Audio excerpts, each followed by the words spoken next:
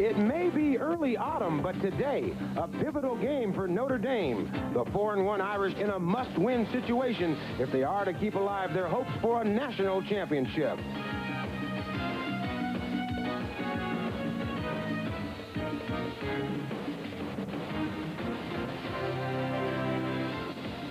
Today's game, an emotional one with special meaning for identical twins, Devon McDonald of Notre Dame and Ricardo McDonald of Pitt. They have dedicated their senior season to the memory of their late brother.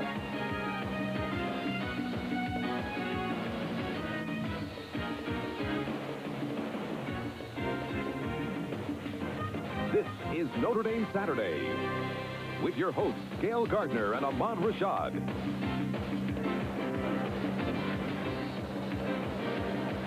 It may only be the middle of October, but for the Notre Dame Fighting Irish, today's game against the Pitt Panthers has a late November feel to it. This is a critical game for the Irish as you see them arriving a little earlier today, who can't afford another loss if they want to keep alive their dream of a national championship. This also is no small test for the Pittsburgh Panthers. They are undefeated and off to their best start since 1982, when their quarterback was a fellow by the name of Dan Marino. Hello, everybody. I'm Ahmad Rashad, and welcome to Notre Dame Saturday. Gail Gardner will be joining us from New York in just a bit, but let's first put today's big game into focus. Notre Dame definitely has created an identity for itself on offense this season. The Irish are averaging almost 40 points per game, the highest number for an Irish team since 1912. Now, last week, it was business as usual for the Irish and their high-voltage offense, with Jerome Bettis rushing for 179 yards and scoring 4 touchdowns. Notre Dame walloped Stanford 42-26 and seemed to be able to score at will. Meanwhile, the Panther offense can take care of itself, too, and rolling to a 5-0 record, Pitt has averaged almost 27 points a game, and the big star is junior quarterback Alex Van Pelt, who already thrown for over 1,000 yards this season. Now, our John Dockery majored in quarterbacks at Harvard, and John, we mentioned earlier, in '82, the Panthers were 5-0, and the quarterback was Dan Marino. They're 5-0 now. The quarterback is Van Pelt. Can you compare the two? Well, Ahmad, maybe not the arm of a Dan Marino, but some of the swagger of the great quarterbacks. You know, that confidence that almost borders on arrogance that guys like Marino, Namath, Kelly Cunningham have. Also, the grit and toughness and cool under pressure. Alex Van Pelt will simply stand in the pocket, stare down that pass rush, and take a hit to complete a pass. Lou Holtz told me yesterday Alex Van Pelt scares him. Now, Van Pelt will have to shoulder much of the burden, the offensive burden for Pittsburgh, but he'll get some help from a flashy freshman running back named Curtis Martin. Real speed, real quickness, averaging 5.5 yards a carry. Describes himself as kind of a slash and dash type of runner. For Pitt to win today, they're going to have to get major production from the slasher Curtis Martin and from the slinger Alex Van Pelt. All right, John, thanks. Now, this past week, Notre Dame quarterback Rick Mirer was once again in the headlines, as he's been all season. But this time, it was about a report that he's considering whether to turn pro after this, his junior season. Notre Dame went through this last year with Rocket Ismail, who in the end did decide to leave school 1 year early. There was much speculation surrounding the Rocket all season, which was obviously disruptive, and that's what Coach Lou Holtz is trying to avoid with Mirer. He told me yesterday that he is putting a lid on this subject. Now, our own Bill Walsh is a man who has coached a number of great quarterbacks, and he's made no secret of the fact that he thinks highly of Rick Mirer. Bill, you spoke with Rick yesterday. Did you give him any advice? Well, I've spoken with him a number of times, especially yesterday at length. I believe he should stay at Notre Dame. Added experience, added refining of his skills, the possibility of the Heisman, a national championship. I think, well, his education. So everything points to Rick staying, getting the experience, getting his graduation, getting his diploma, and being a Notre Damer. Well, there is one other thing, Bill. There's a possibility that in the near future there could be a shakeup in the NFL draft system. Could that be affecting Mirer's decision? Well, each year we hear about it, the fact of a salary schedule for young players, a salary cap, the potential of holding a lid on bonuses. All these things are lurking out there, and the player agents are convincing young athletes, underclassmen, to come out now to get the money basically while they can. So this is always going to lurk out there. I think it's very unlikely that kind of thing will occur, but that's the pressure, the force that's working on Rick Meyer. All right, Bill, now there's one last item that I know you as a former coach will appreciate. During the week, the great phone debate made news. Notre Dame coach Lou Holtz made a phone call to Pitt coach Paul Hackett, kindly suggesting that Hackett's players not use an illegal crackback block that Holtz claimed he detected while watching films of the Pitt-Tipple game. Well, he called and you know, he said there maybe were some questionable things that we were doing, and I was excited about the call. I thought it was very appropriate, you know, and I told him I'd look right into it, and we wouldn't want to do anything that was, you know, at all upsetting. But I handled it in a very, very professional manner, and that I fulfilled the obligation I have to our players. I never would do anything to gain a psychological advantage. Okay, Bill, now as one who has been accused of teaching illegal blocks in the past, unfounded allegations to be sure, what do you think about the phone call? Was Holtz genuinely concerned about his players, or was he trying to gain a psychological advantage? Well, I think Lou will gain any advantage he can psychologically, no question about that. But I think this was a call that was objective in nature. It was justified because there were a couple of instances when illegal blocks were thrown. There were 3 weeks ago against Temple, but they were the kinds of blocks that could injure a player around the knees. And so those are the kinds of things I think that Lou was appropriately doing as he called, and then it became public, of course. This is a look at it. There is a rule in the rule book. You cannot block below the waist from the outside in up to 7 yards from the center. In this case, Bill Davis, the wide receiver, is clearly outside that position. And as the ball snapped, you'll note that the Temple defender comes up the field, and Bill Davis comes low right at the knees and cuts his legs right up from under him. This concerns Lou Holtz. It would concern any coach because that's where an injury could occur. And so I can understand the call. But again, it was 3 weeks ago. It hadn't occurred since. And so Lou was sort of covering his bets, and maybe there was a little bit of gamesmanship in all of it. All right, thanks a lot, Bill. We will get back to you and your partner, Dick Enberg, a little later in the show. But right now, we will go to Gail Gardner in New York for a look at college football's top 10. And Gail, top-ranked Florida State is one of today's early starts. Absolutely, Ahmad. Thank you very much. The Seminoles, in fact, already underway this afternoon against Virginia Tech at the Citrus Bowl in Orlando. Florida State is off to its best start since 1979, and its 11-game winning streak is the nation's longest. Looking to go 6-0 this afternoon, but it was Virginia Tech on the board first. This is quarterback Will Fuhr off of play action. A 45-yard touchdown pass to Michael Sturdivant. That made it 7-0, but Florida State has come back on an 8-yard touchdown run by Edgar Bennett, and Terrell Buckley also a 70-yard interception return for a score, so it is now 14-7, Florida State on top of Virginia Tech. Now also underway, second-ranked Miami hosting 9th-ranked Penn State. This game should remind people of the last meeting between these two teams in the 1987 Fiesta Bowl with the national championship at stake. Penn State's defense shut down an awesome Miami offense, and right now that game going on, not much scoring. They are in the second quarter. Penn State, Miami tied up at 3 apiece. Carlos Huerta with a 24-yard field goal for Miami, and Craig Fayak with a 20-yarder for Penn State. Miami, by the way, looking for its 41st straight win at home. Well, later this afternoon, third-ranked Washington is home against Toledo. The Huskies' defense is second in the nation and top-ranked against the run. A major reason is defensive tackle Steve Entman, last year's Pac-10 Defensive Player of the Year, who believes Washington's defense can do even better. We're not always up and flying high all the time. You know, I think in order to be a great defense, you have to look to improve each week, and I'd say we just got to get tighter and tighter and improve each week. We've seen players that came in with average to marginal work habits and got caught up in it, but I think Steve has influenced other players. He came in with the great habits, and he's impacted some of our other players. And it is certainly not only defense that stands out for Washington. The Huskies, by the way, their offense is averaging 47 points a game. Well, tonight, 4th-ranked Tennessee visits 10th-ranked Florida in a game critical to the SEC title hopes of both teams. Gators coach Steve Spurrier has more to worry about than just Tennessee star receiver Carl Pickens. They got too many fireworks to just worry about Pickens. He's been their big play guy. He catches the long touchdown passes, but their other receivers are outstanding, and their running backs, they have an excellent running game. I think they're leading the league in offense and defense.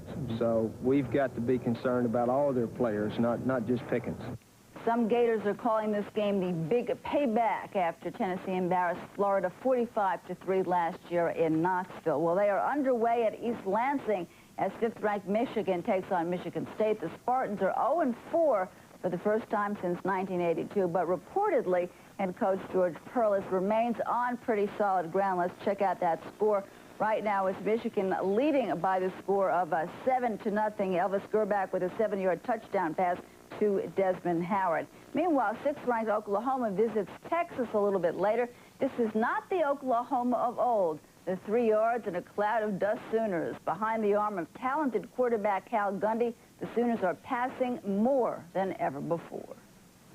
I really think, though, to win championships, you've got to be able to throw the football. You've got to be able to create some problems for the defense. I think defenses are so strong and physical to line up in strictly a wishbone formation and try to dominate with the option game. I don't think you can do that anymore. Texas certainly has one of the nation's best defenses, so Gundy faces his first real test of this season. While Rice and 8th-ranked Baylor just underway, the unbeaten Bears have found a star quarterback in previously unheralded J.J. Joe, who leads the nation in passing efficiency. Last week, Joe led the Bears past Houston, giving Baylor the inside track for a Cotton Bowl bid. We feel that Houston still has a real good team, and they're going to beat a lot of people along the way. And Coach said, if you can, get by them and beat them, then they act as your ally. Once you get them behind, Texas, Rice, SMU, all those guys got to play them, and those are going to be some tough games for them. And with the win, Baylor would go 6-0 for the first time since 1980, when the Bears last went to the Cotton Bowl. Well, when we return, we will have the really gripping story of Notre Dame's Devon McDonald and twin brother Ricardo of Pitt, who have shown remarkable personal courage on and off the field. We'll be right back. Notre Dame Saturday is brought to you by Siemens. For leading-edge technologies in electronic and electrical engineering, depend on Siemens precision thinking. By Schick Tracer, it traces every curve on your face. And by Valvoline Motor Oil, people who know use Valvoline. In 1908. Welcome back to Notre Dame Saturday as you look at the Notre Dame locker room as they prepare to take on the undefeated Pitt Panthers. Now, in football, like in other sports, there are a lot of brother combinations. William and Michael Dean Perry, Bob and Mike Golick. Well, we have a situation like that today with identical twins in Notre Dame's Devon McDonald and Pitt's Ricardo McDonald. Gail Gardner spent some time this past week with this talented and tough pair. All right, Ahmad, thank you very much. The McDonald twins may be only 21 years old, but they have experienced many things far beyond their years. Yes, they are football players. Yes, they are brothers, but they are also part of a family whose belief in the ultimate goodness of the human condition never wavers.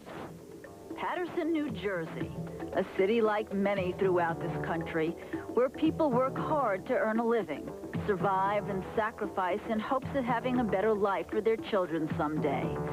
Such is the case for Gloria and Michael McDonald, who in 1982 left a life of poverty in Jamaica with their 5 children, including 12-year-old twins Devon and Ricardo.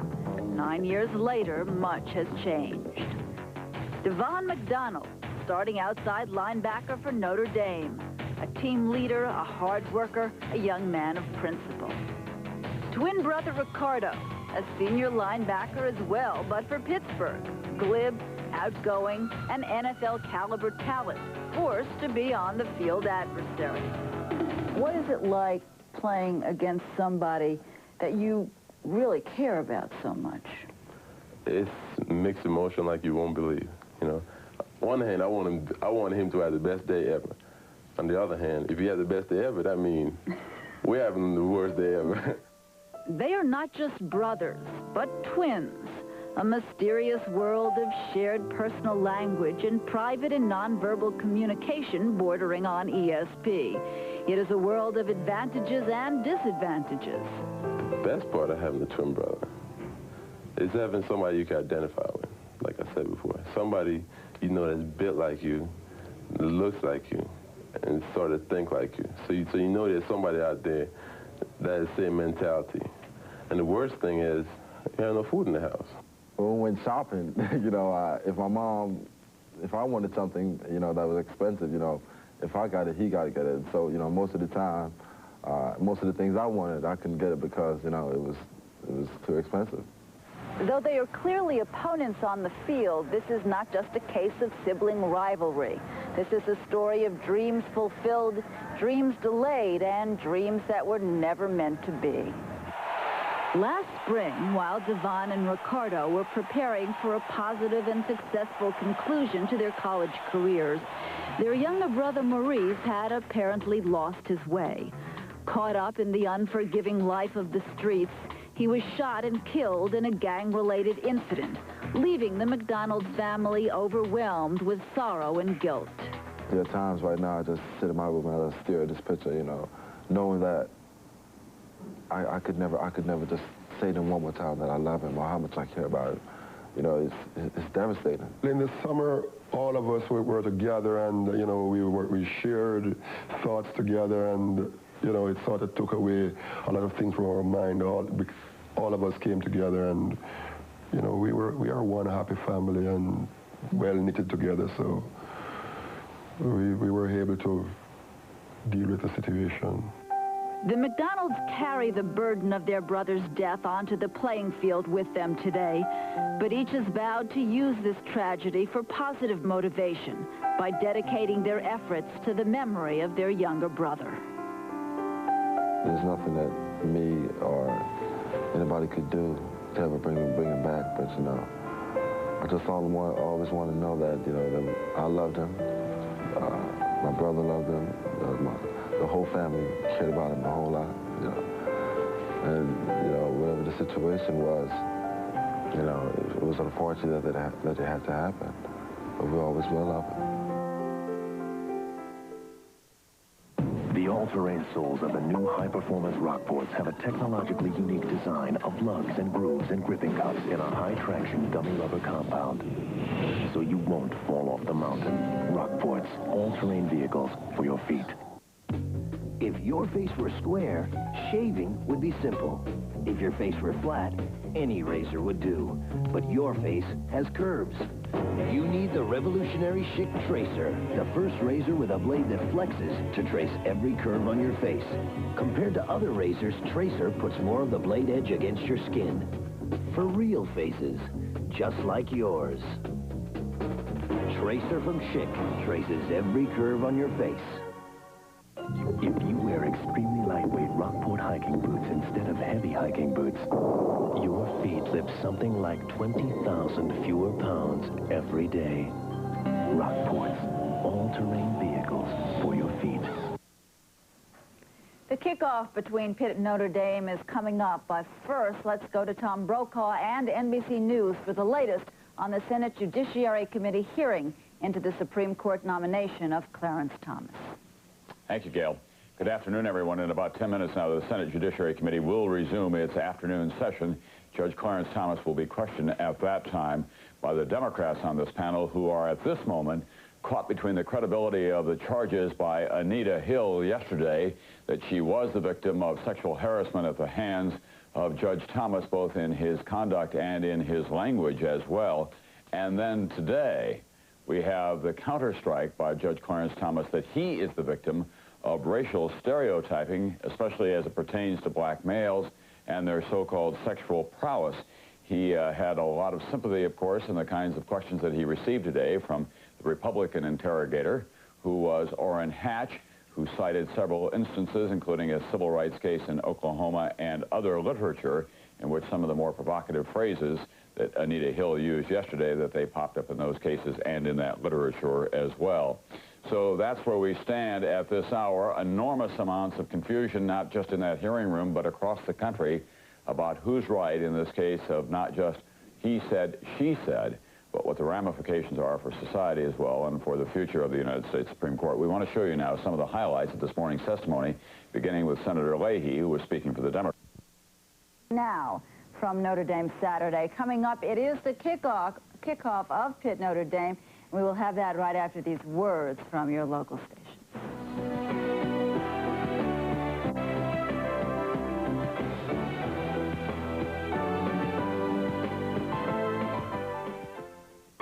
Tonight, the girls fight dirty to get even with a man. I'm going to catch him, but you're going to sleep with him. The Golden Girls. Then Dorothy Jane Torkelson is one tough babysitter. Don't shoot me, Dorothy Jane. And Carol buys into the hottest business in town. It's called the Stallion Society. Then June Lockhart gets friendly with the nurses. All new comedies, NBC Tonight. Channel 4's coverage of Notre Dame football is sponsored in part by AT&T. First, AT&T Pro Watts gave you savings on calls to 177 countries. Now we're giving you even more. An extra 10% off on direct dial calls to the country that means the most to your business. You can pick anyone. Introducing our favorite nation option.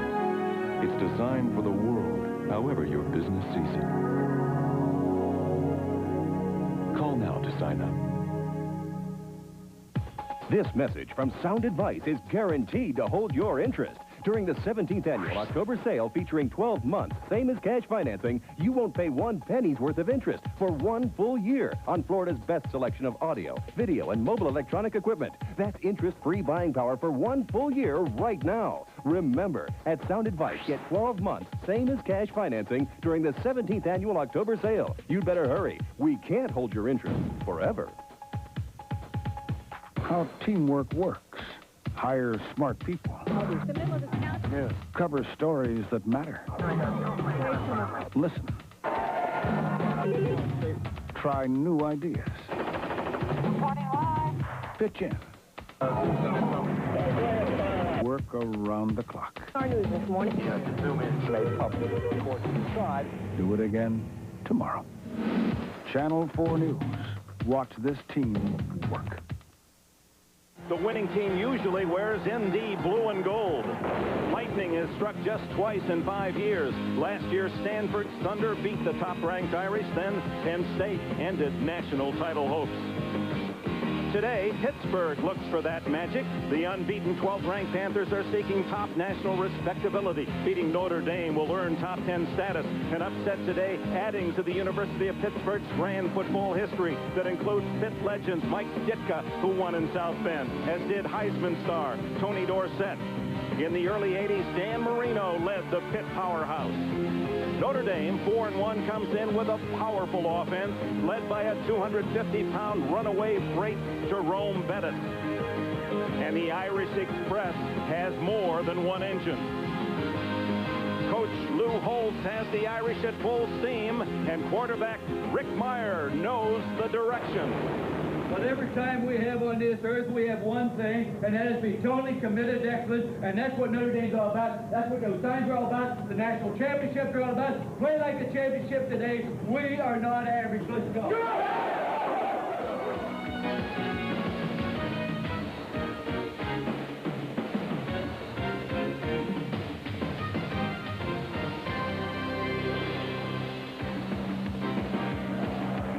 With championship hopes still alive, Notre Dame and Pittsburgh play on a 50-degree day with splashes of autumn color rimming Notre Dame Stadium is 59,000 plus. It's the 97th consecutive sellout. We'll watch undefeated Pittsburgh against once defeated Notre Dame. Oh my, what a day for football. Hello everyone and welcome aboard. Lou Holtz told us yesterday as he walks to the stadium before the game, he plays a little mind game with himself, adding 2-digit numbers, 1337 and 14 and 51. If he gets the numbers and the answers quickly, he says, I'll have a good day calling the plays. Well, one number that's been a good one for Notre Dame here, 49. They've beaten both Indiana and Michigan State, scoring 49 points, and 49 significant number as well for my partner, Bill Walsh. And we're going to see the 49er offense run by Pittsburgh. Well, I'll say after the game, if they win, it's a 49er offense. But 49 is important to Pitt. 49 passes. And Van Pelt has indicated 35 completions is what he needed. He had 37 last year here against Notre Dame. But they're going to have to really take on those Notre Dame linebackers because they're going to get hit the minute they catch the ball, and that's going to be the major problem. Paul Hackett, who was a protege of Bill Walsh, was his quarterback coach with the San Francisco 49ers, using that San Francisco pass offense, and they will have a chance to show it initially in this game as Steve Israel, 4th in the nation in kickoff returns, 30-plus average, set for Craig Hendricks' kickoff as the Irish will send it on its way north to south on a perfect football afternoon. The kick is high and short, trying to keep it away from Israel. And up back takes it. And out to the 30 and to the 34-yard line goes the Pittsburgh Panthers. Craig Hendricks, the kickoff man, was the man who pushed him out of bounds. The lineup for the University of Pittsburgh. Alex Van Pelt is the quarterback. He's hit on 60% of his throws thus far. Freshman Curtis Martin and Glenn DeVoe, a senior fullback, behind Van Pelt. Junior Green and Chris Boyer, a pair of juniors, are the wide receivers. And Eric Seaman, the tight end, will also see a lot of Dave Moore, who's caught 8 passes against the Irish last year. It's the freshman Barton, and he's dropped at the 37-yard line. Here's the offensive line for the Panthers. Anchoring in the middle, center Chris Sestelli. The guards for Paul Hackett, Tony DeLazio, and Gary Gorojeski. And at tackle, perhaps their 2 top linemen, Scott Miller, a senior, and Jeff Christie, a senior from Freeport, Pennsylvania.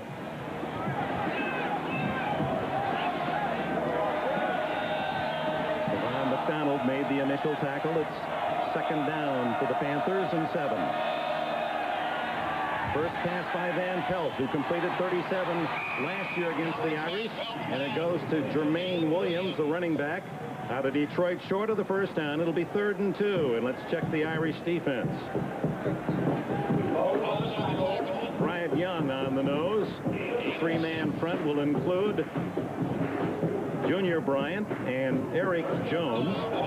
6 sophomores starting for the Irish on defense. Devon McDonald, he is a senior, and John Covington, a safety, moves up to drop end because of the anticipated passing attack of Pittsburgh.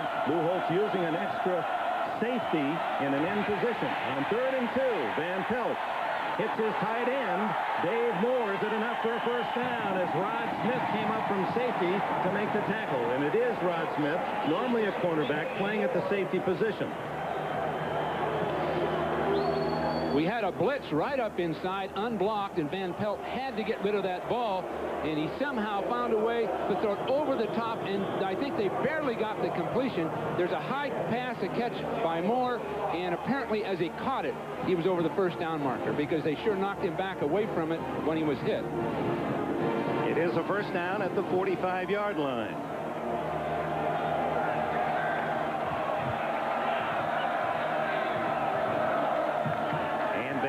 Gives to Curtis Martin, and Martin, who has 371 yards in the first 5 games, and his 3rd in catches with 12, picks up about 3. Let's go back to the Irish defense.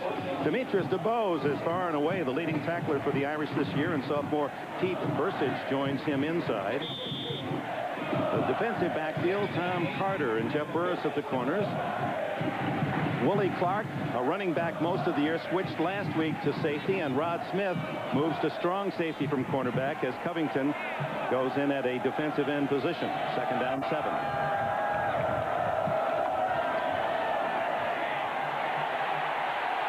Van Pelt threw it away as pressure came from Devon McDonald, number 45.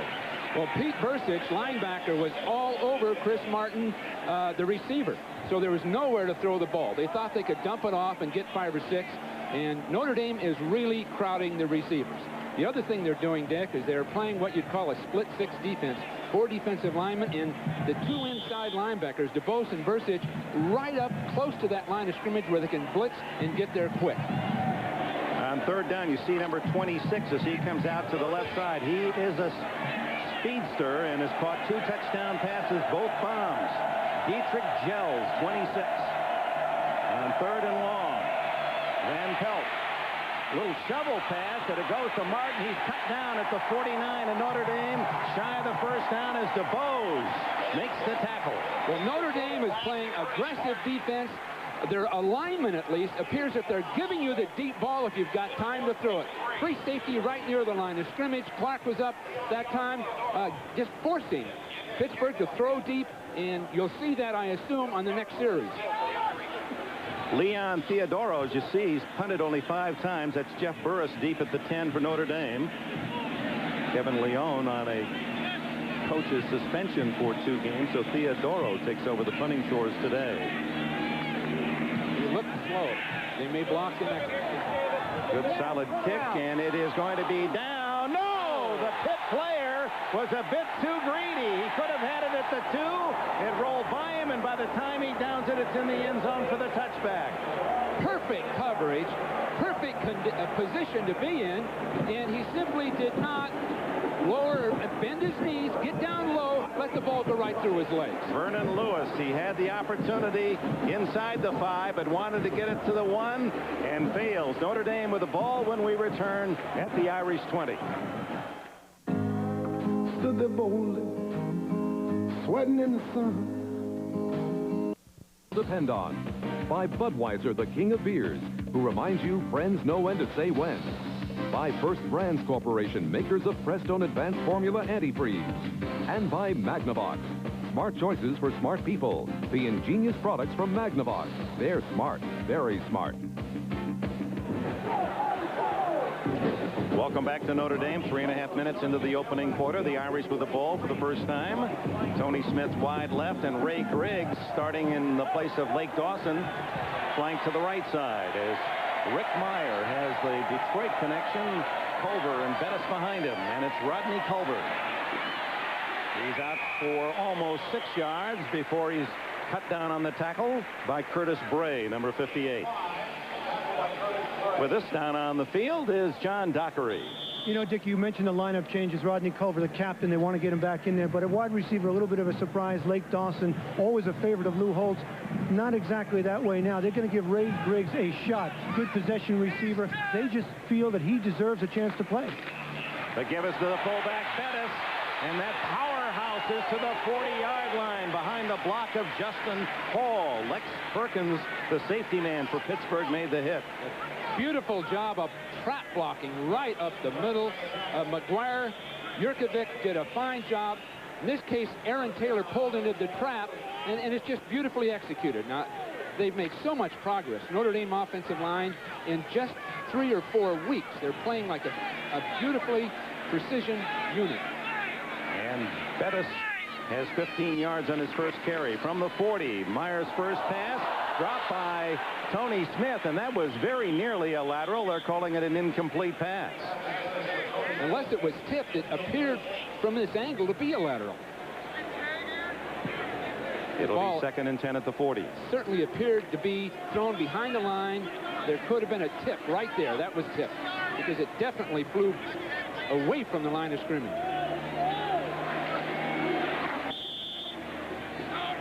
Griggs to the left, Smith to the right. Tony Brooks in for the first time. He's the tailback behind Bettis. And the senior Brooks behind Bettis's block out to the 46-yard line. A gain of 6, and it'll bring up 3rd and 4. Bray again with the tackle. Todd Norman did a fine job on big Keith Hamilton from Pittsburgh. Hamilton 290 pounds at 6'7", but Norman sustained his block, and the ball carrier could just break right by it, right next to it for the yard. 3rd and 4. Do you run or pass? Bettis and Culver now, the line behind Meyer. Meyer intercepted. Number 21, Donzville Saverio. Well, that was done routinely. The throw was routine.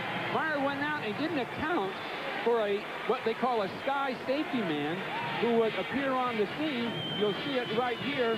Come forward underneath the throw. It's Doug Whaley from Pittsburgh. Now, Whaley appeared to begin to retreat, but then he just broke right into the flat, right in the face of the ball. You see him break on the ball, and this could have been 6. He just loses his balance as he catches it. Now, that should or could have been a touchdown. Whaley's 4th interception this year. Meyer intercepted for the 5th time. So first down, Panthers at the midfield stripe. No score. Dick, the Irish are right at the line of scrimmage with everybody. They're going to have to throw the ball down the field. And the give is to Curtis Martin, who scrambles for a couple.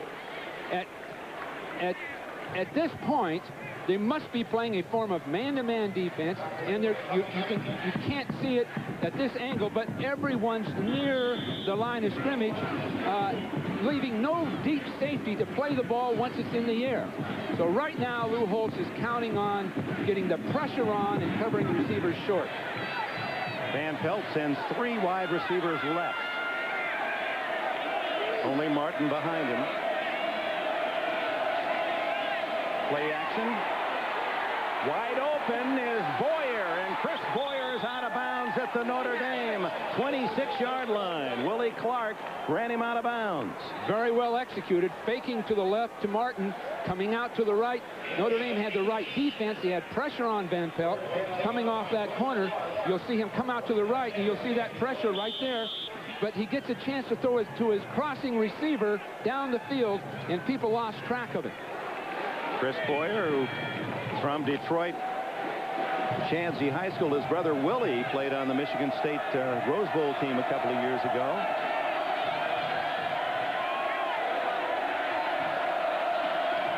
They remark the ball at the 30-yard line and tackle for a loss. Bursich gets Martin. Bursich blitzing inside. They couldn't pick him up.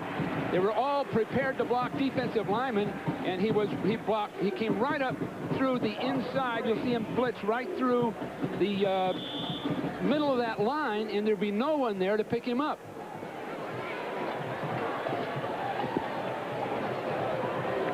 From the 33-yard line then, 2nd and 13, Pittsburgh. Bursich from Mokena, Illinois, 225-pound sophomore. The quick throw to Bill Davis, and Davis draws a crowd as he picks up almost 5 to the 29. Bursich again, along with Tom Carter, in on the hit. Again, Bursich got to the outside so fast. And Smith, playing safety, got there. That was a screen pass, typical of what you see in college football now. The ball, as long as that ball is thrown behind that line of scrimmage, those linemen can be downfield blocking. But people are starting to read those plays much better than they were early in the year.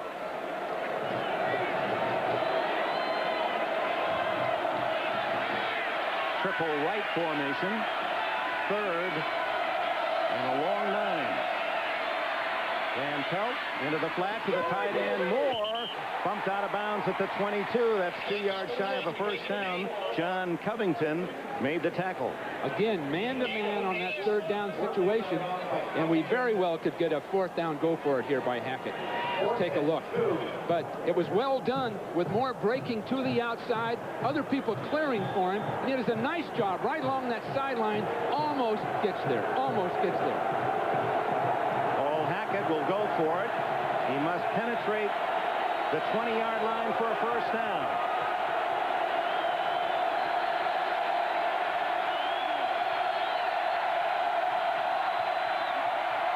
And they throw for it. Going into the end zone to Moore. Incomplete. The Irish take over on downs. They covered the short receivers. He did not want Moore down that field.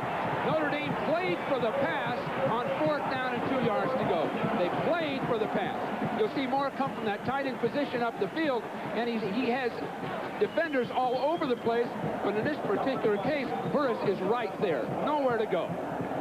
And in fact, he even had Moore caught it. He was out of bounds. Timeout. Midpoint of the first quarter, no score. When you've got something precious to carry, this is one way to do it. Here's another. Chevy Lumina Euro Sedan. Engineered with 4-wheel independent suspension and standard anti-lock brakes. It's one way to help make sure your precious cargo is delivered safely. The cars more people depend on.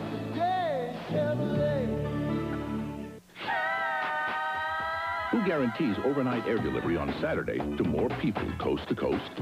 Morning. UPS on Saturday? Who did you think? Thank you. This is a commercial for this clever little portable CD player from Magnavox, the inventors of CD technology. I'm sorry, actually, this is a commercial for the ingenious Magnavox 13-inch TV with a built-in VCR. I'm sorry, this is really a commercial for this brilliant 52-inch TV with 100-watt Dolby surround sound. I'm sorry, wrong again. This is supposed to be a commercial for this Magnavox 386 notebook computer. Hang on, we haven't finished! Oh, I'm sorry. The ingenious products from Magnavox. They're smart, very smart. Hey, Mr. Delphorte, your graphites are here. Who guarantees overnight air delivery on Saturday to more people coast to coast? Thank you. Who did you think? UPS on Saturday? All the colors of fall so evidence this is an ideal football Saturday afternoon. And the Irish has Pittsburgh with a chance at about a 39-yard field goal. Forsaken for a possible first down, incomplete in the end zone. Notre Dame over on downs at the 22-yard line. Meyer to Culver. And Mike Kelly, a sophomore from Philadelphia, makes the tackle. Now that play was defended as well as Pittsburgh can defend it, unless they blitz into every gap. Everybody did their job, but still Culver got 5 yards, and that's where the Notre Dame offense has progressed to. They're getting 5 yards, and the defense plays its very best defense for the play. And some prizes brewing in college football today as you look at other scores, and Bettis close to a first down as he rams out to the 33-yard line. Charles William, a sophomore from Philadelphia, whose idol was Dick Butkus, number 53, made the tackle. We talked to Williams earlier this week at Pittsburgh, and he said, we're just going to have to hit Bettis with a lot of helmets. We realize it's going to be tough, that he outweighs most of us by 15, 20 pounds. Well, if anybody could do it, Charles Williams could for Pittsburgh. Fred Von Oppen, the defensive coordinator, says at the point of attack, he's the best they've got. As a linebacker, meeting a guard. Of course, these Notre Dame guards are more than just your typical college player. It's a first down, and Meyer to Culver. Met at the 35-yard line by freshman Tom Tumulty.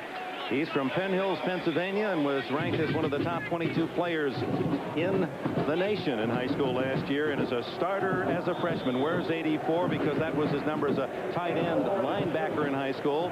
Requested it. And Tumulty was also a brilliant baseball player. At that size, 6'4", 236, was an all-state shortstop and drew some major league interest. Meyer on the option. Runs into trouble, and a loss back at the 33-yard line as he was pinned by Mike Kelly and Curtis Bray.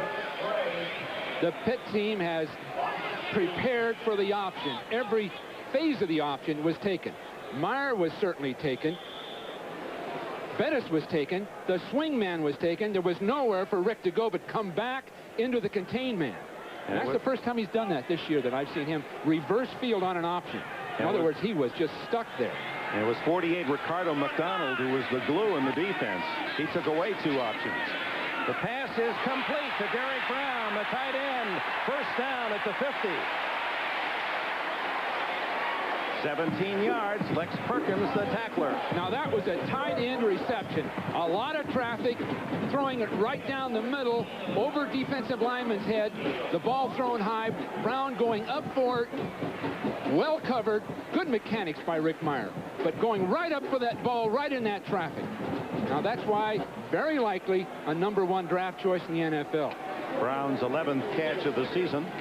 He has 3 touchdowns. On first down, met rudely was Rodney Culver, who switched from tailback to fullback. No gain as Keith Hamilton threw his 6'7", 290-pound frame into the ball carrier. He's been a starter since a freshman. Historically, Pitt has stopped the Notre Dame inside running game year after year. That doesn't necessarily spell victory, but that phase of it, they've done a good job. And this probably will be as big a test trying to stop this kind of an offense that Pitt's had in recent years, because they've really put it together at Notre Dame. And second and long, Meyer. And it's Ray Griggs, incomplete. It bounced to Griggs. Meyer didn't get a lot on it since Ricardo McDonald was right around his ankles, dragging him down as he threw. McDonald's the designated pass rusher. He's the guy that goes for it, and there was just too much pressure for Meyer to throw a good ball. People are covered, and it isn't going to get to him. It bounced first. He's got that pressure right all over him by Rico McDonald. Myers hitting nearly 78% of his passes. Incredible on the season, but 1 for 4 start today. 3rd and a short 10. And he overshoots his intended receiver, tight end Irv Smith. Again, good pressure from the Pittsburgh defensive line, and the Panthers have held. Ricardo McDonald again is getting there so quickly. Now Knapp is blocking. No, they've got a halfback blocking, and that's what's tough. In that case, Culver's trying to block McDonald. That's a mismatch. You can get away with it once in a while, but they barely got away with it there. Also, Keith Hamilton was there. So there is intensity and pressure from this Pitt defense. Steve Israel at the other end of Hendrick's punt. He's dangerous. And Corral finally just shy of the 20-yard line. Ryan Mihalik and others in on the tackle. A 39-yard punt, 8 yards on the return. And we have a timeout. First quarter, 4:06 remaining. It's football time. 4:06 left in the opening quarter. Pittsburgh with the ball. And a look now at our Xerox Sports Facts question. Who has the most career rushing yards against Notre Dame? What opposing player has accounted for the most yardage against the Irish in history? We'll give you the answer in just a moment as Pittsburgh goes to work. Van Pelt with Curtis Martin behind him. Van Pelt already 6 for 8. His goal, 35 completions, he told us. There's number 7 to Martin. Oh, nice move. The slash and dash style of Curtis Martin, as he describes himself. Out to the 30-yard line before Junior Bryant, trailing the play, can trip him up. The simplest of plays, a hooking receiver, and then Martin on what you call a wide flare. Now you'll see Van Pelt look upfield and throw it accurately to Martin. Now watch this move. Up, then underneath the pursuing people. I'll tell you, Pete Bursich is getting a workout today. I mean, he has to be all over that field. That time he had to take on Martin. 2nd and 1.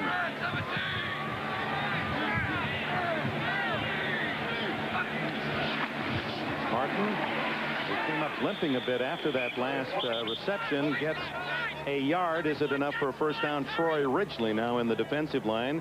Junior from Baden, Pennsylvania, makes the hit. He has got an ankle twist or something like that, and that'll hurt a little bit. Jermaine Williams. I kept wanting to say Jeremiah. Jermaine Williams is a fine replacement, averaging 4.6 a carry himself. But it's Martin who can make the big play. Big Detroit influence here in this game at the skill positions. Bettis and Culver for Notre Dame. Jermaine Williams is from Detroit. Was a high school teammate of Chris Boyer, the wide receiver of the Panthers. And he's a sophomore, so they've got young people. Talented young people. It was a first down. And here's Williams. A flag goes down. He was slow getting in. It might have been delay of game. That gives us a chance to go down to John Dockery. Delay of game, 5 yards. Dick, I have a quiz time now here at Notre Dame Stadium. Do both teams use the same football? Answer, no. Who provides the football? Each team. And Alex Van Pelt has brought his own ball with him here today. It's a little thinner, a little smaller, a little better aerodynamics. He thinks you get a better spiral and more velocity. Also, the laces, probably can't see them that well, are a little bit more raised for a better grip. So far, Alex Van Pelt's personal ball is working pretty well for him here today. Back to you, Dick. There on the sideline, some of the team managers with the football used by Notre Dame's quarterback Rick Meyer. Williams across the 35-yard line, tripped up by Troy Ridgely. It'll be 3rd and about 5. Good play design. Williams starts right, gets Bursich going that way, gets DeBose going that way, then breaks back and gets 5 yards. Now that's the way you can take this defense, because Notre Dame is coming up the field so hard, but their linebackers are crowding the line so much, there aren't going to be some voids if you cut back. 5-yard penalty for delay of game, so though he made 5, actually 6, it's 2nd and 9. And the throw complete. Tight end Dave Moore has another short yardage, a gain of only a couple. Willie Clark making the tackle. Clark, brilliant running back, and many felt he gave the zip to that Notre Dame offense, and as was the case last year, middle to late in the season, Lou Holtz has moved Clark to defensive back, and no complaints as we talked to him yesterday. He had a great attitude about it. He'll do either. He just wants to play, and of course he just wants to win, but being on the field is so important to him or any other player. But how Clark can go from one to the other amazes me. 3rd down 2. The throw incomplete as under pressure Van Pelt from Troy Ridgely tried to get it off to Dave Moore. They just simply brought an extra pass rusher that couldn't be blocked. That happened to be Ridgely, and Moore didn't look quickly enough. Moore, I'm sure, was what you'd call a hot receiver. A blitz, he looks. You see Ridgely, and Moore was facing us. Pitt had a chance to make a big play, but instead it went to Notre Dame. Leon Theodoro to punt to Jeff Burris. Understand it's a foot problem for Curtis Martin. We don't know how serious at the moment. A driving kick. Burris at his 20. Hit immediately and dragged down as number 47 Cliff Moncrief makes the stop. 41-yard punt, 4 yards on the return, and it's the foot or toe of Curtis Martin that is receiving the attention. I just predict there'll be a block punt pretty quickly here by Notre Dame. Pitt punting too slowly. Receive a free catalog. Inside your smooth-running engine is a torture chamber. And under these grueling conditions, only one leading motor oil meets the world's toughest requirements for viscosity breakdown. Castrol, the only leading motor oil that provides maximum protection against viscosity and thermal breakdown. So use Castrol. Why make things tougher on your engine? Castrol, engineered for today's smaller cars. Now, get a free officially licensed NFL team hat when you buy a case of Castrol GTX. Golden Dome atop the administration building on the campus of Notre Dame. Now we go down to the custodian of the sidelines, John Dockery. You know, I'm with Dr. Freddie Fu, and Doctor, what's the problem with Curtis? He got stepped on, and I don't think it's broken, but we try to tape it and see if he can push off. He has a little bit difficult time on pushing off right now. You know what was also interesting, Doc? If you excuse me a minute, we're going to go in a little closer. A moment ago, what came out of Curtis's shoe was his $2 bill. He now has it in his hand. Curtis, where's that $2 bill? That's your lucky $2 bill right there. Who said athletes weren't superstitious? Curtis and his $2 bill in his shoe. They're working on him on the sideline. Meyer going for the $100 throw and is shy of Tony Smith as he collides with Lex Perkins. Also there was Tinker Harris. Well, it was there. The corner pattern by Smith was there. Meyer just pulled him too far to the outside. You see the hole. Now Smith more likely could have broken better, but it was there to be had. Yeah, he tripped. Apparently he tripped. From the 25-yard line, no score. Final minute, first quarter. Bettis barreling to the 31-yard line goes the sophomore from Detroit. Let's go back to our Xerox Sports Facts answer. The player who has gained the most yardage career-wise rushing against Notre Dame.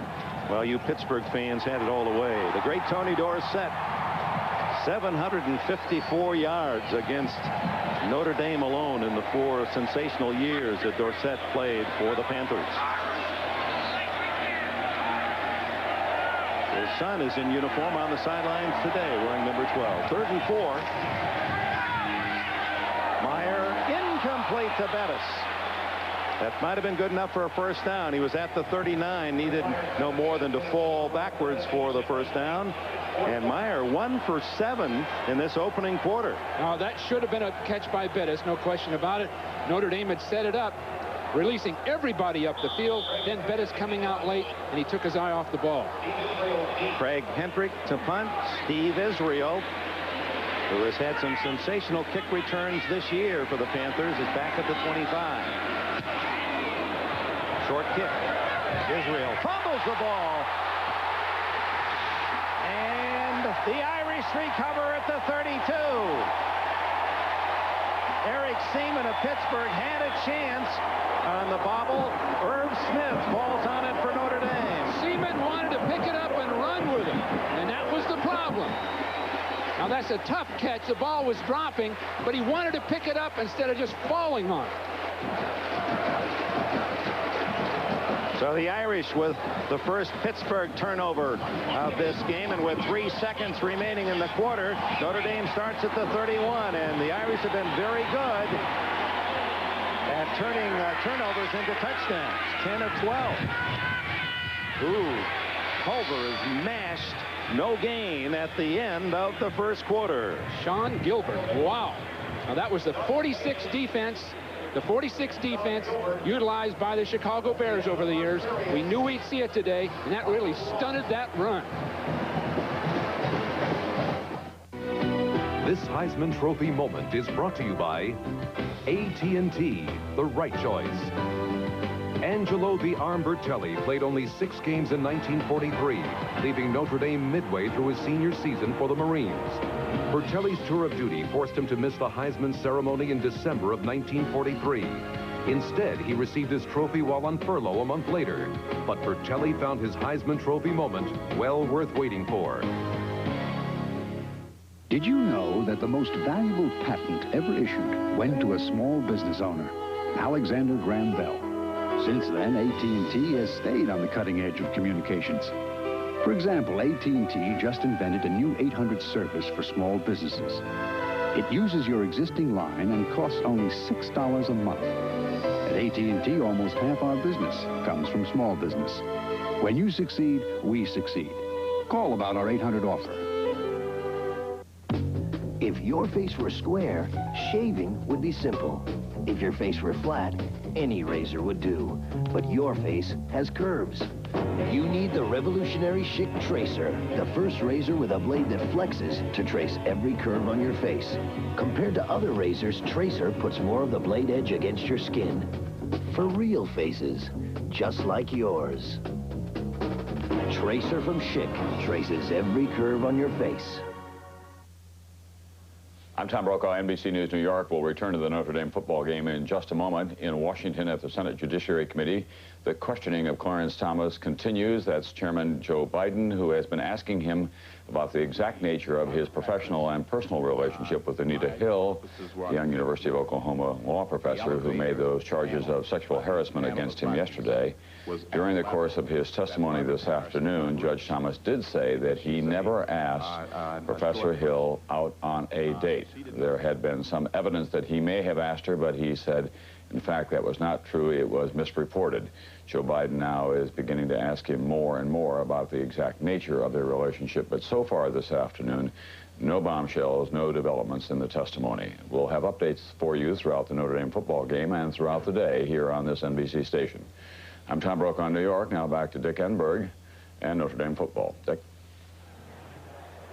Thank you, Tom, and stay tuned. NBC News will update you as any pertinent information develops out of those hearings. And here we open the second quarter. Dick Enberg with Bill Walsh, John Dockery, Omar Rashad. No score. The Irish with a break, recovering Steve Israel's muff of a punt.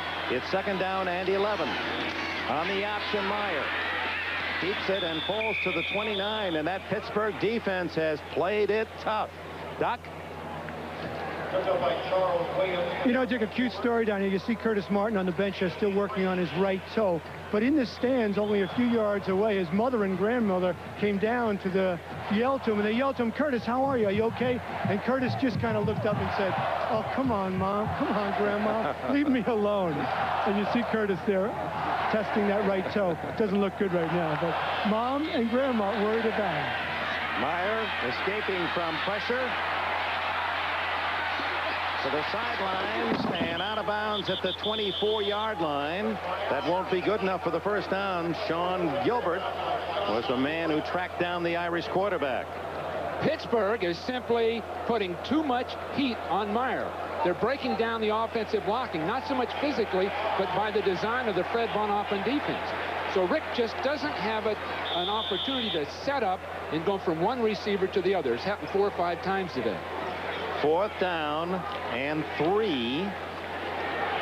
as Meyer and the Irish are not going to go for the field goal. So both teams in about the same spot on the field, inside the 25, have not gone for about a 40-yard field goal. What to go for? Pittsburgh did not make it.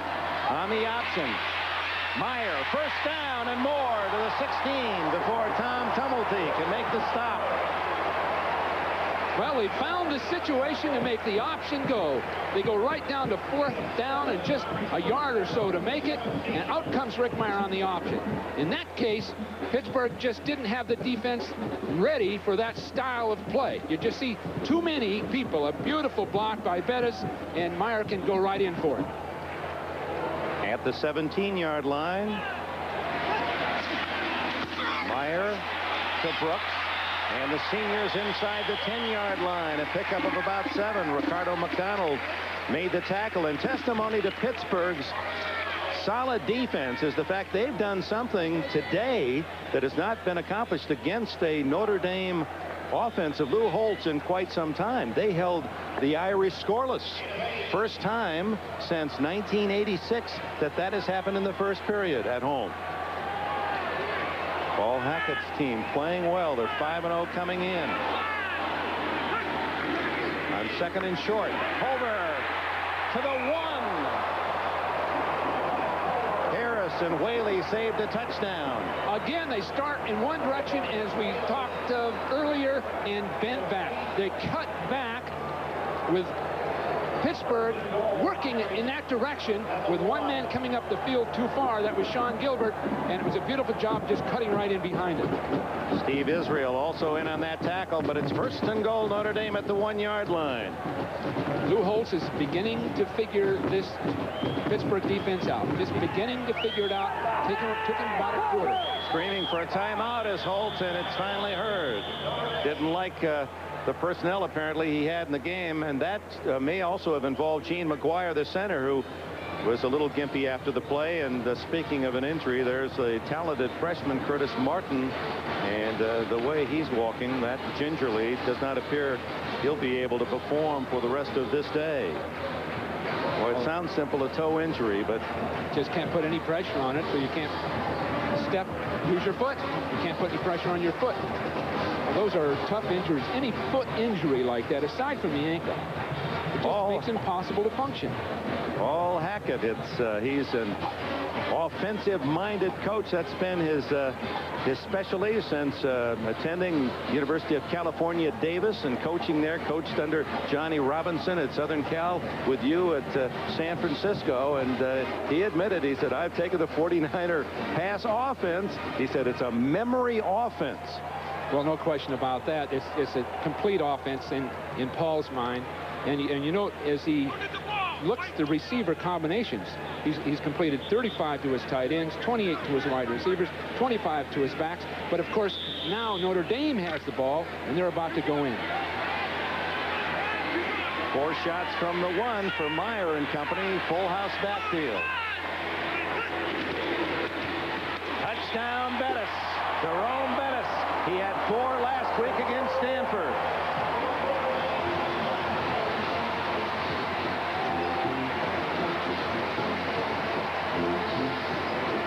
Well, Bettis is about impossible to stop from that 1-yard line in with that body weight, 250 pounds on a 5'11" frame. He gets his body weight forward, his pads down, and you really can't get underneath him to stop him. Look at this. Pads down. He's underneath the tacklers. Hendricks' try for point makes it 7-0 Notre Dame. So the Irish take advantage of the fumbled punt by Steve Israel at the Pitt 31 and take it in for the game's first score. When her car needed a new battery, you got the heavy-duty model. When the tires started to wear, you spent a little more for the good ones. And even though the brakes could have made it a while longer, you said replace them. And now that fall's here, you're using Prestone Antifreeze. Its patented formula exceeds every performance standard set for the antifreeze industry. For corrosion and freeze-up protection, Prestone, we make it better than we have to. For some very good reasons. It's $18.95, Dave. For what? For that. For this? That'll be $11.40, Dave. Wow, things are sure expensive. That's why Wendy's Super Value Menu is great. Everything is 99 cents each. Our baked potato, junior bacon cheeseburger, and our biggie fries. There's even a new Caesar side salad and junior cheeseburger deluxe. With what things cost, it's nice to get a break once in a while. 28 even, Dave. I'm going to get a smaller car. Now get 9 delicious choices for 99 cents each at Wendy's. There's a first time for everything. Your first love, first kiss, first date, first job, and your first new car. For more people, that first new car is Chevy Cavalier. A simple, solid value that'll get you through the changes until the next first time. The cars more people depend on. That's today's Chevrolet. Notre Dame football is brought to you by Chevrolet, the heartbeat of America, the cars more people depend on. By UPS, now offering 10:30 a.m. guaranteed overnight air delivery. By Delta Airlines, we love to fly, and it shows. And by Wendy's Old-Fashioned Hamburgers, the best hamburgers and a whole lot more. Jerome Bettis scoring his 8th touchdown of the season. He leads the Irish. And it's 7-0 as Notre Dame goes 31 yards in 7 plays after the fumble recovery by Irv Smith. Bettis, who wanted to get himself a car, worked all summer, and then the person wouldn't sell the car to him, so he's riding what he calls his little Benz, his bicycle. Boy, that has to have strong tires. Out comes Vernon Lewis on the kickoff return for Pittsburgh. Stops shy of the 25-yard line. Oliver Gibson and others in on the tackle. This could get away from Pittsburgh quickly unless they can move the ball from here. They're going to have to at least make a series of first downs, get field position again. Miami, a 91-yard punt return for a touchdown in the 3rd period by Kevin Williams to go ahead of Penn State 20-6. Michigan State's problems continue, and Rice working on a possible surprise for Baylor. The game's closely played today, as it is here at Notre Dame. 7-0. Pittsburgh faces that deficit. Van Pelt to the sidelines, incomplete to Chris Boyer. Double teamed. Willie Clark was there along with Rod Smith. Rod Smith was the short defensive man, the short zone, and he just kept giving ground, and made it impossible for Van Pelt to throw the ball over his head. So it was very well defensed. Well, it's a young defensive huddle for Notre Dame. 2 freshmen, John Tolliver, 92. Jermaine Holden, 52, are in there. Another sophomore, Oliver Gibson, joins Bryant Young, a sophomore. And a very young defensive secondary. So this is the team of the future defensively for Notre Dame. The only senior on the field is Rod Smith. Jermaine Williams, short yardage. Pete Bursich, sophomore, makes the tackle. That was the tackle trap that we'd seen in practice when we visited the Pittsburgh campus. They were hoping that they could pull a tackle and trap, and it broke down. One of the people broke down inside, or they had a big play. But the problem with a tackle trap or any special inside running play is once you've attempted it, the defense quickly analyzes and figures it out. From that point on, it doesn't have near the chance to be successful. On 3rd down and long, the Irish have 6 defensive backs in. Rushing 3 men, a flag down, and Van Pelt guns it long for Gels, and Dietrich Gels had 3 Irish trailing him, and now we'll check the penalty flag. That was excellent strategy by the Irish. They went into a deep prevent kind of zone, surprised Pitt. Procedure penalty against the Panthers. The Irish will decline, and Paul Hackett will have to send on his punting team. Now this is when it gets tough, right here for Pitt, because they didn't do anything with the ball. The Irish had just scored, and now the momentum can really get untracked. 44-year-old Hackett, his teams went 3-7-1 last year in his first full season. Lots of problems in the summer, disciplinary, academic problems. 5 players left for Mississippi State, and the seniors rallied. Van Pelt, talking with Hackett at junior, rallied and said, hey, it's our last year. Let's pull this team together. And indeed they have, a 5-0 start. People had really been projecting. Uh-oh, there it is. You called it, Coach. The block punt and a touchdown, Notre Dame.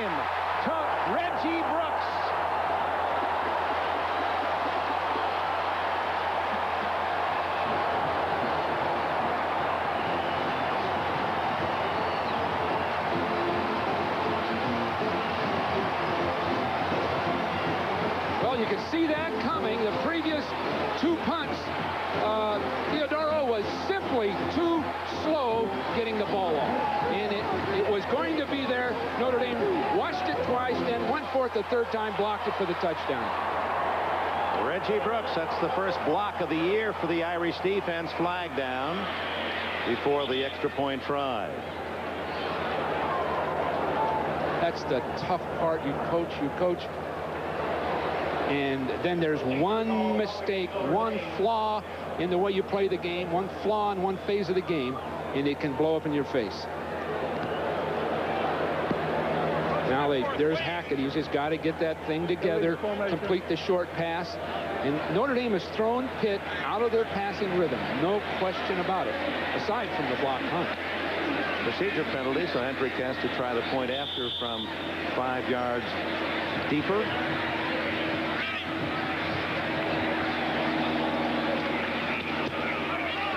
And it's 14-0 Irish as Reggie Brooks on this brilliant autumn afternoon blocks it and recovers it for a touchdown. You see, there's far too much time between getting the ball and actually punting it. And Brooks came right through, basically on block, but still the punt should have been gotten away with.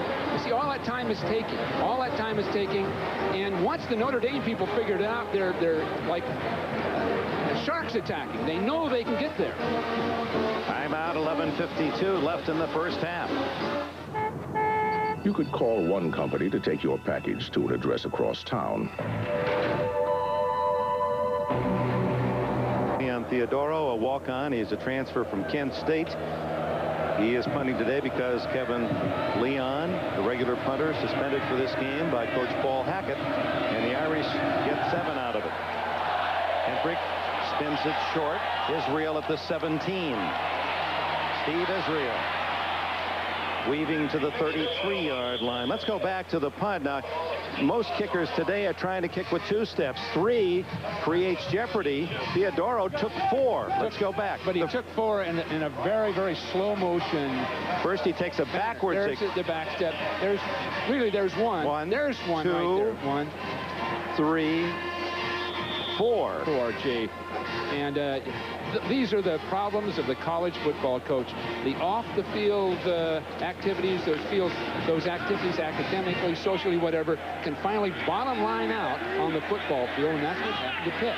Cost them a touchdown, and maybe more. Now an important possession for the Panthers. Little play action. Great one-handed catch by Moore. And the tight end is out to the 47-yard line before Burris gets him out of bounds. Well, McDonald really took Van Pelt apart. Unblocked, he went right to him, knocked him flat. But I can see what John Dockery was talking about, Alex Van Pelt. Now watch this. He's got that heat right down the middle on him. No question about it. That's playing the quarterback position. But he does have nerve. He has nerve and courage. The twin brothers, Devon McDonald, 45 for the Irish, and Pittsburgh's number 48, Ricardo McDonald, playing in essence the same position. 2 outstanding seniors. First down, Pittsburgh at their 47. Jermaine Williams to the outside, shirt-tailed by John Covington, that safety man playing up on the line of scrimmage. Well, that was that tackle trap we mentioned earlier. That time, Van Pelt audible to it because he got the so-called split 6 defense. And part of it worked, but one block broke down, and consequently a 2 or 3 yard gain. But it looked good just for an instant. But that play was designed for that defense, but it takes every one of those offensive linemen to get their job done on a play like that. 2nd and 8 for the Panthers.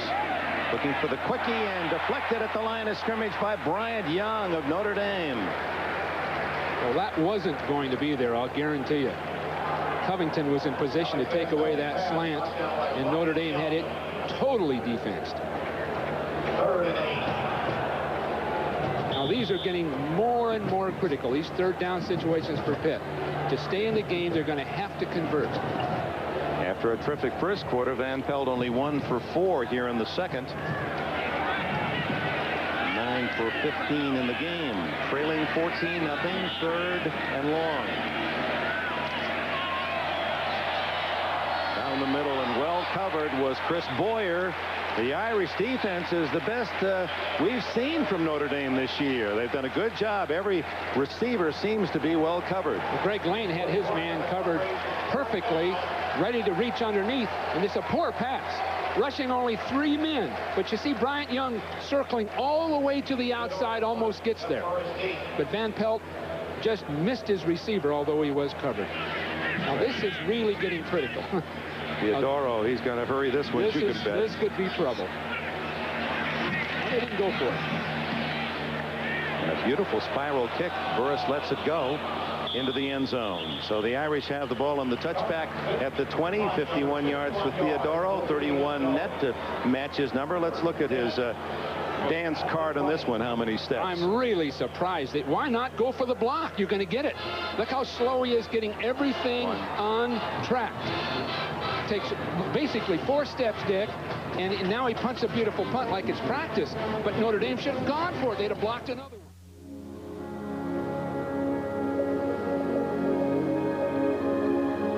We have traveled together for more than 80 years. You can hear it.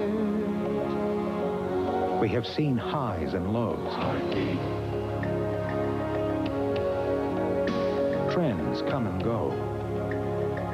But through it all, one symbol has stood for simple, honest values. Things that last, and given you more than you'd expect. Chevrolet. The cars more people depend on. The heartbeat of America.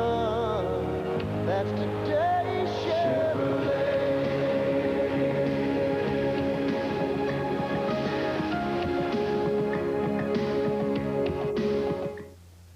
There's one battery that backs you with free Jumpstart service anywhere, for any reason. Die Hard. Can't believe I left my lights on. Sears Die Hard. More power when you need it most. Who's gonna back you better than Sears? Some people perspire. We sweat. The only protection for us? New Ara XX Sports Scent. It's the only leading sports solid that doesn't leave a white flaky mess. New Ara XX Sports Scent helps keep us extra dry. With just under 11 minutes remaining in the opening half here at Notre Dame, the Irish with a 14-0 lead over unbeaten Pittsburgh. And a look ahead to our NBC NFL doubleheader tomorrow. And here's our lineup beginning at 12:30 Eastern Time with NFL Live, Cleveland, Washington. Cincinnati will be in Dallas, and the Colts play in Buffalo. The late games, most of you will see the Dolphins and Kansas City Chiefs. Many of you, Houston at New York against the vastly improved Jets, and San Diego and the Rams play on the West Coast.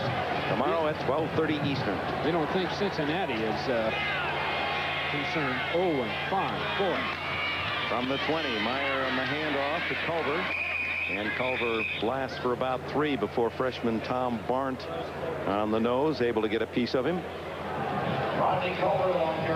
Paul Hackett, we had a chance to visit with Paul. He took us to his home there on campus and collects jukeboxes. He had one from the 40s and one from the 50s, one from the 60s. I kind of like that bubbler, that Wurlitzer. From the 40s.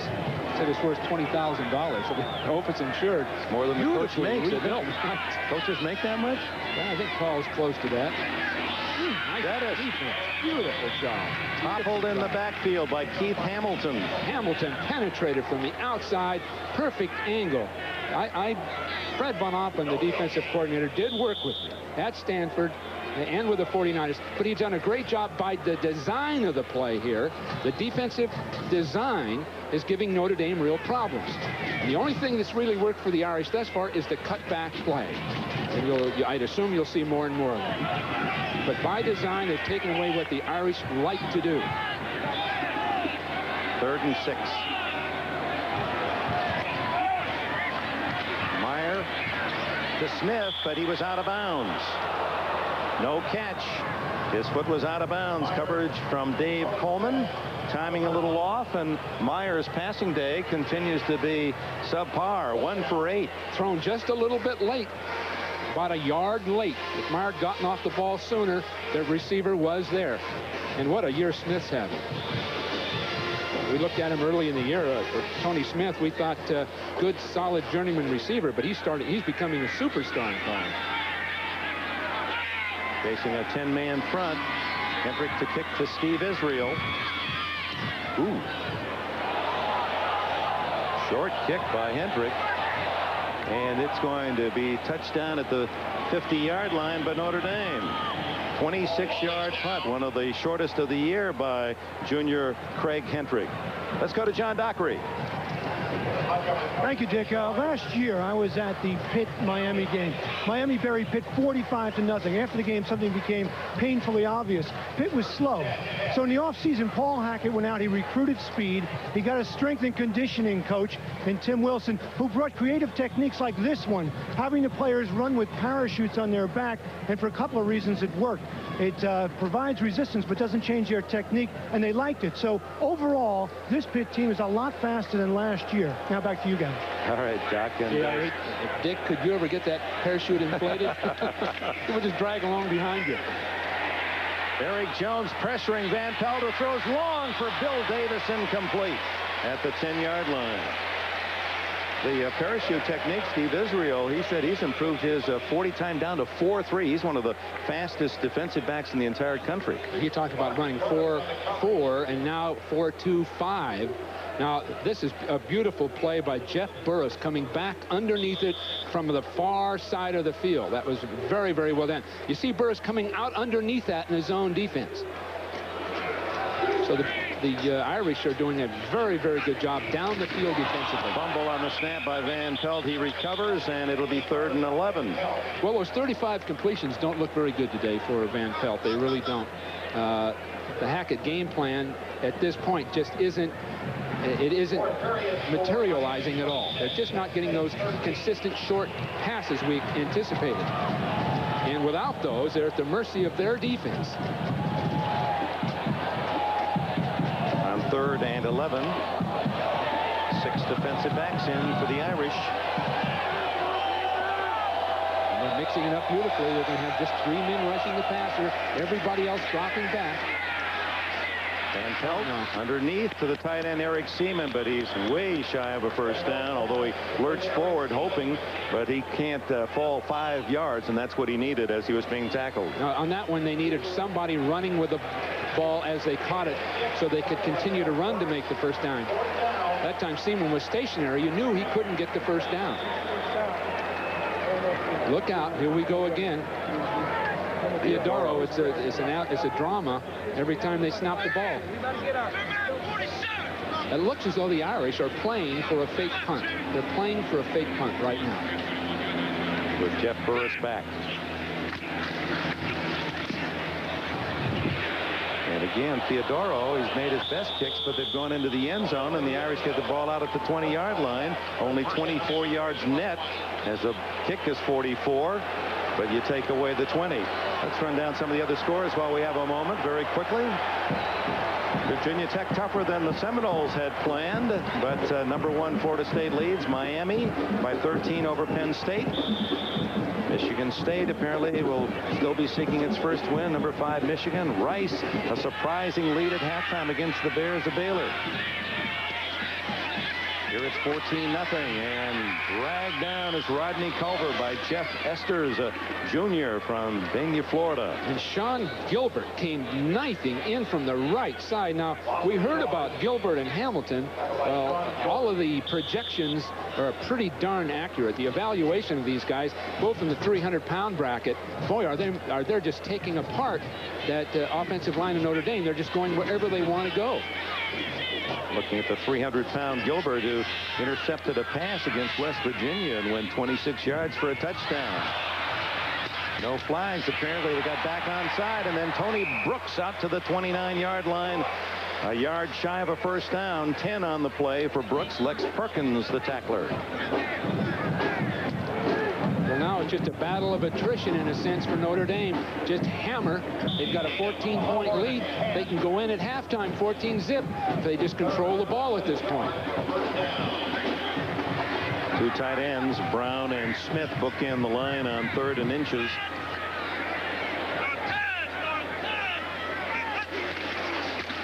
And it's Bettis. He's tough to stop. Oh, is he tough to stop.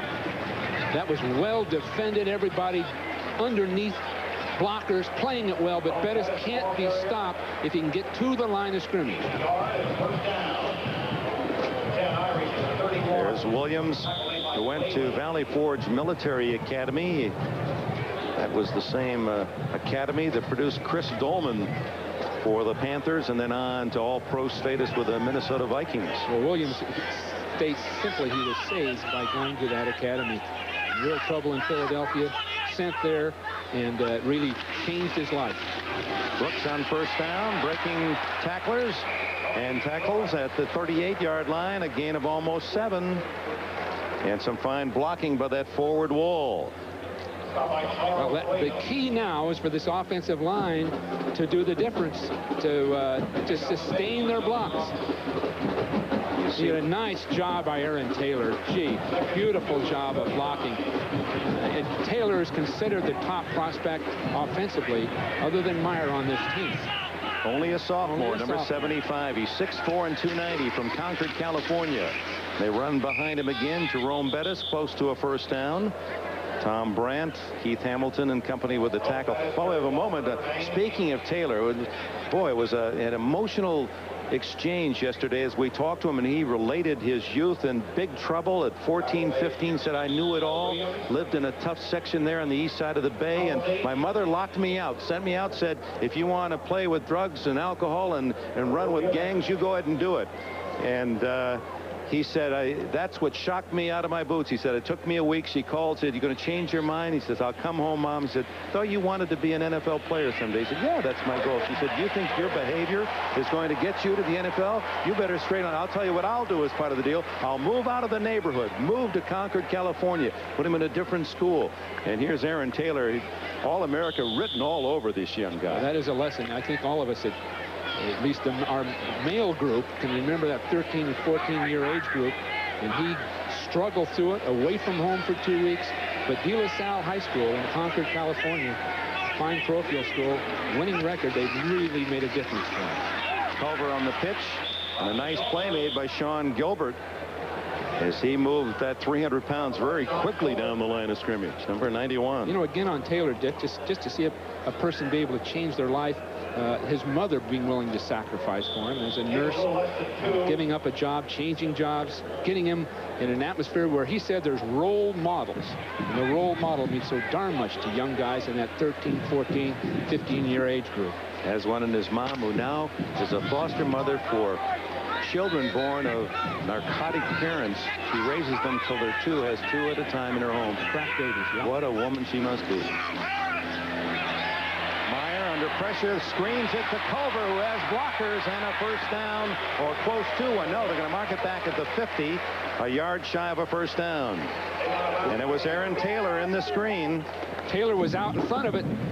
It was saved by Nelson Walker, who sacrificed his body to slow that thing down. But look at these people coming to the outside, and there's Taylor throwing a beautiful block. Walker going over the top to at least minimize the gain. 3rd and 1 with the clock ticking away. 4:22 left in the first half. 14-0 Notre Dame. Meyer behind Jerome Bettis, and the quarterback, who has gained on the ground as well as through the air this year, has a first down plus. That time you could see from the alignment that Pitt was giving up that option play. They crowded up inside to play the inside run, and out comes Meyer, well called by Lou Holtz, who does a fine job of calling his own plays for his team. And Meyer's got exceptional speed outside. Deceiving speed. My guess he's in the 4.6 category legitimately as a sprinter. 24 yards rushing, 24 yards passing for Meyer. Option again. Brooks. Good open field tackle as Curtis Bray, the senior from Monroeville, Pennsylvania, made the tackle. Meyer wearing number 3 when he arrived here from nearby Goshen, Indiana. He had worn number 12 in high school, asked for that number, and Lou Holtz says, hey, all the great quarterbacks here have worn single digits, and a guy named Joe Montana wore number 3. How about that one? Boy, what a guy. Now, Joe had elbow surgery, as everyone in the nation knows, and I feel badly for him, but I do know this. I think he won't have to give me strokes now the next time we play golf. I think I can get close to him. You're at least cruel. for the next few months. You're cruel. 10th play of the drive and a mix-up, but no flags down. And tackled in the backfield is Rodney Culver, as Sean Gilbert was there. Well, you know, people ask about Joe Montana, what his future is. He had the best in surgeons, and Dr. Dillingham, Mike Dillingham. And Joe has always come off injuries very, very well. And, you know, Dick, my feeling about Joe, it might have been just as well for him to sit out a year for all the punishment he's taken over the years and come back revitalized a year from now and continue his career. So that's what I expect to happen. Well, I know that Notre Dame graduate Montana's watching out in San Francisco, and we all send our best. Meyer skips one incomplete to Derek Brown, and the Pittsburgh Panthers now have forced 4th and 11. One more time, Ricardo McDonald. Now, I had watched Ricardo, and I'd watched his brother Devin. I thought Ricardo was the lesser of the 2 players in a sense, but what a game he is having. Now, he's the guy that's forcing Meyer to throw these inaccurate passes, coming off that corner, just playing a great football game. Jim Sexton, the pooch punter for Notre Dame, is in for Hendrick. He'll kick to Israel. He's going to let it go. And the Irish down it at the 1-yard line. Willie Clark.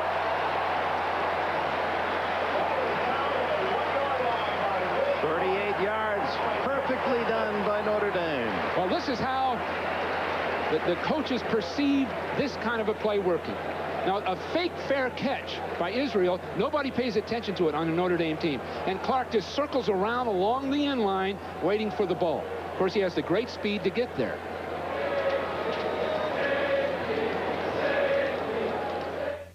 Tastes like a beer, cause it should, cause it's brewed like a beer. Of course it's good. Working out or working late, when you're thirsting for a break, let's be perfectly clear. It's what beer drinkers drink when they're not drinking beer. O'Doul's.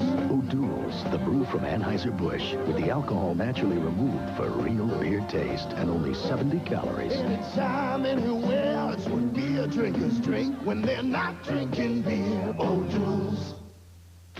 Get ready for TVKO's October Fight of the Month. That's me in Rocky V. In real life, I'm Tommy the Duke Morrison, a heavyweight with 24 knockouts, and I'm going to the top. I'm Ray Mercer. I'm already at the top. I won the gold medal, and this is my heavyweight championship belt. Ray Mercer versus Tommy Morrison, live on pay-per-view cable TV. Call your cable operator now to order this pay-per-view event. People love the convenience of fax machines. What most of us don't like are funny paper faxes that curl up and are hard to read. That's why Xerox makes more kinds of plain paper fax machines than anyone else, for documents that are easy to read and a pleasure to handle, because they're on good old plain paper. Plain paper fax machines from Xerox, the way to put it together. Putting it together. Faxing, scanning, copying, printing. Xerox, the document company. I can't tell you how it feels when you're way out there on your own tracking the bad guys. How it feels leading a skilled team that's the eyes and ears of the whole outfit. When all your training is coming alive. But finding those tanks and telling the air cavalry right where to hit them, I can tell you exactly how that feels.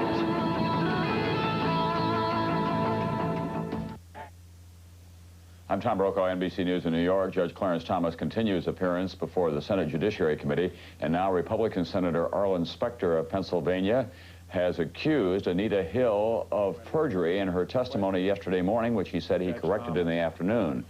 We'll have details on that and much more in a special expanded halftime report. But now back to Dick Enberg and the Notre Dame game. Dick?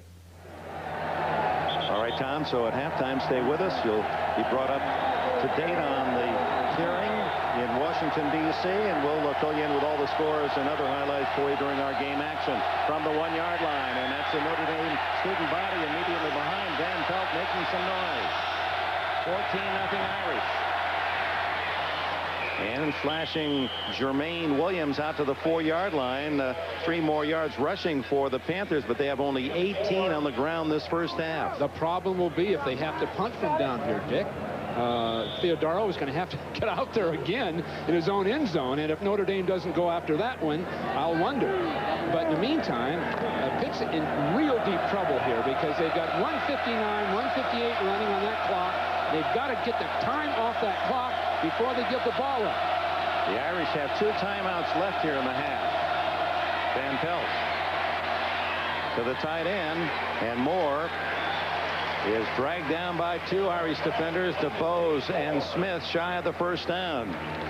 Stays inbounds. Now 1:35 left in the half. Now Seaman was wide open deeper than Moore that time, and Van Pelt didn't choose to go to him. Maybe he's a little shell-shocked by the pass rush, but he went short instead of down the field to get the first down. This is the critical play of the game in a sense. 14-0. If they have to punt from here, Notre Dame's going to get in that end zone again one way or the other. Moore now with 5 catches in the first half. He had 8 against Notre Dame last year. On 3rd down. Van Pelt to Moore, and what a catch. He has shown a sensational set of hands. Many of his catches one-handed and of circus nature. Moore, a senior from Landing, New Jersey. So much like Brent Jones of the 49ers. Just great hands, excellent body control and concentration. And he has the size to deal with linebackers as that ball gets there. But without him, I would really be concerned if I were Pitt, because he's the guy that's somehow squeezing out some of these first downs. Moore now with 6 today. That gives him 25 for the season. He leads Pitt. First down. Williams right into the thick of the Irish defense with 40 seconds left in the half, and I believe Paul Hackett will be content to just run out the clock. He will, Dick, believe me. To get out of here after being on your own 1-yard line with that punter. Boy, Penn State pulls within 6 of Miami. You look at the other scores, key games. Big 8, Nebraska, an early lead against the Cowboys. 10 action. Give to Williams out to the 24-yard line. Bursich with another tackle in the final seconds. That probably the last play of the first half. And there it is, the end of the first half here at Notre Dame. The Irish lead 14-0. John? We just got late word from the locker room on Curtis Martin. X-rays negative, sprained toe, questionable the second half. What do you do without him? Well, we're going to see what we can do, see if he can go. If he can't, Jermaine Williams is just going to have to do it. We got to get our special teams shored up, as you can tell, and we just got to let Jermaine have the ball. Doesn't change your offense at all? Well, not yet. I mean, I think that we got to stay right with our plan at this point. We've had some breakdowns in the special teams, and we just got to keep playing, and that Notre Dame offense awful tough. Thank you, Coach. Dick, back to you. All right, John, stay tuned now for a special report from NBC News on the Thomas hearings after these messages from your local stations.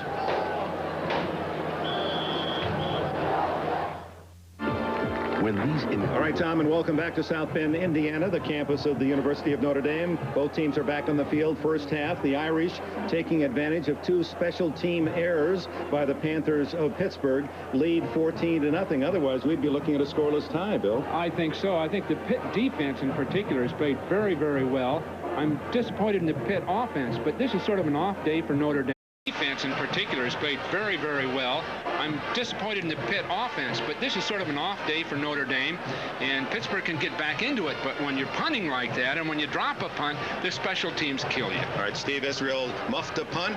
That led to the only Notre Dame offensive touchdown, a 31-yard march, and then a block punt. Tony Brooks, the other Irish score, 14-0. And moments ago, John Dockery talked to the Irish head coach, Lou Holtz. We're rolling? Okay. Coach, was it good Pitt defense or an erratic offense in first half? Let's give credit to Pitt. Okay. What adjustments? Well, I think that we have to make a few changes. We got to be more consistent. We'll get 6 yards, then we'll get 1 yard. You can't do that. We just don't have any consistency, and we're not real sharp in the passing game. What's the problem with your quarterback? He seems to be a little off his game. Well, I don't know of anybody that's always on his game each and every week. That's one of the unfortunate things. You know, people are human. Sometimes they have good days, sometimes they have bad days, but we'll be fine. Okay, thanks, Coach. All right, Doc, thank you. And we're ready for the second half kickoff with the Irish getting the ball first here in the third period, leading 14-0. Hardly an offensive first half. We expected this to be a high-scoring game. It was not, and only a couple of Pittsburgh errors leading to the Irish advantage. Silvestri's kick comes down to Reggie Brooks, and Brooks breaks into the clear, and finally slowed at the 45 and tackled at the 50. Boy, could you see that coming. That Notre Dame wedge in front of Brooks was in perfect position, all running the same speed. Now watch that wedge develop in front of Brooks. It's in perfect position. Look at this. All 4 people, then they just spread out and pick out their assigned man, and there's a big hole right up the middle. Ken Radnick, number 56, saving a possible touchdown. 42-yard return and first down for the Irish, and Rodney Culver, much like the efforts by the Irish on the ground in the first half, stopped after a very short gain. Keith Hamilton with a tackle, and there are the numbers in the first half as Pittsburgh's running game just almost totally shut out. Notre Dame getting some yards, but not up to their average on the year. Either defensive coordinator had been excited with those stats. And it's amazing, Dick, that they've been able to shut each other down so well. In particular, that Irish running game.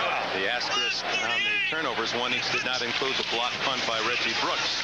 On the option, they have that well covered as coming up to make the tackle, Ricardo McDonald, as he took the pitch man, Tony Brooks. Keith Hamilton did a beautiful job of coming to the outside. Now McDonald will come right to the outside and play for the pitch. But look at Hamilton. He'll play off the block of Bettis, and that leaves McDonald just isolated on the swingman.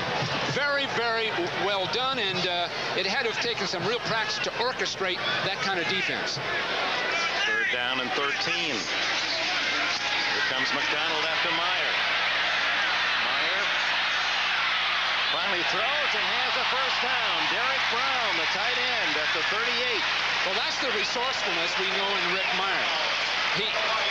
He moves up and then out, avoiding McDonald, who's always going to be there. A pressure coming up the field, and Bettis is trying to stay with him, doing a decent job, but Meyer instinctively comes in, goes out, and then locates his man. Now, this is the kind of mobility that people are so impressed with that is attracting the pro scouts.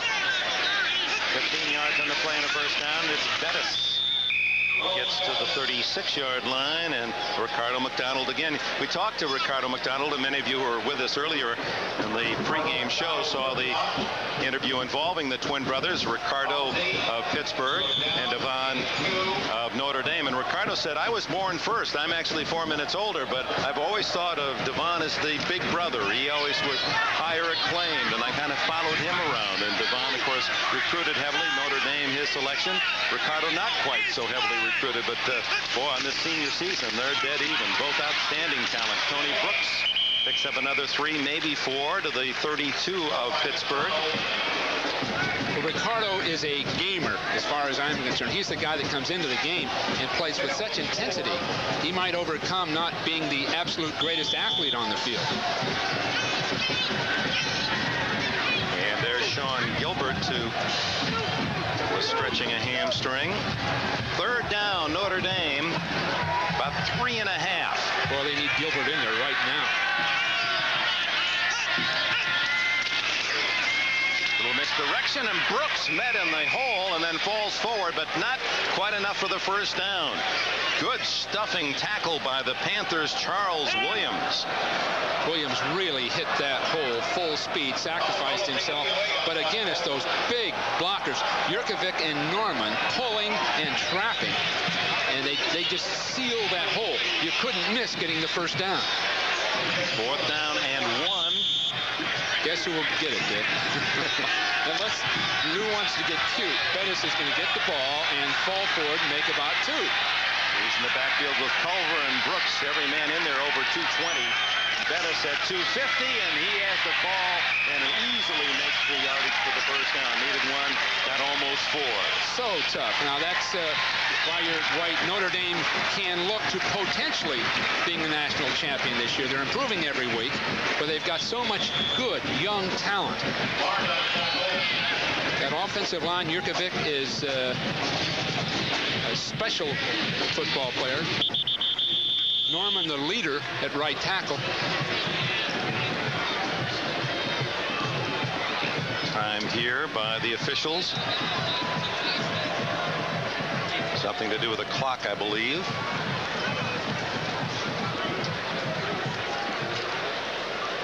The officials are from the Big East. Terry Monk is the referee. And while we have a moment, we'd like to remind you that after our coverage of Notre Dame in Pittsburgh today, you'll see the Breeders' Cup steeplechase, the exciting action over the hedges and fences.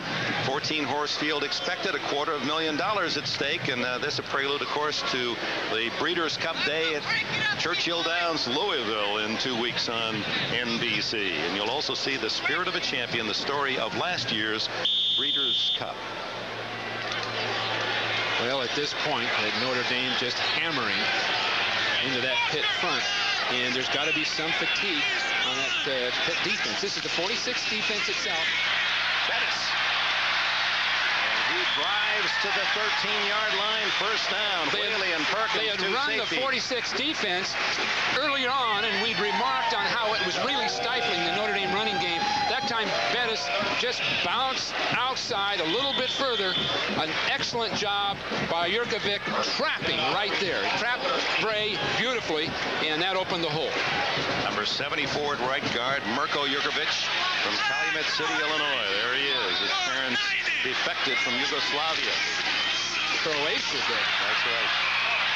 Croatia, indeed. He made that quite clear. He was sensitive, wasn't he, about that? They had to, using trains and going through hills and forests, not knowing what direction they were heading, finally found their way into Hungary and then had to get to Germany and finally to relatives in Chicago. They didn't speak English. Raised a terrific family now, and 2 of them are outstanding athletes. His brother, Mirko's brother, John, nose guard on the developmental squad with the Green Bay Packers. Just think of 8 people. It took them 2 years to get it all done. Bettis plowing inside, and it'll be first and goal for the Irish. Right behind Mirko again. Right behind him again. And he's sort of a self-effacing guy. He sort of teases himself. But look at this. He picks up the blitzing linebacker, and look at that size and speed. Now, here's a guy, though, that was 175 pounds in the 5th grade. He's always been big. Made him play on the 8th grade team because of his size. Yeah, twice. He was always 2 years deficient chronologically, but he'd be on the bigger team. Meyer throwing for the tight end, Irv Smith, and a touchdown. Smith has his 3rd of the year. Once again, McDonald almost makes the play on Meyer, but Meyer's resourceful enough to get the ball off. That time, faking in there to Bettis, coming out on the bootleg, almost getting trapped and throwing to the tight end.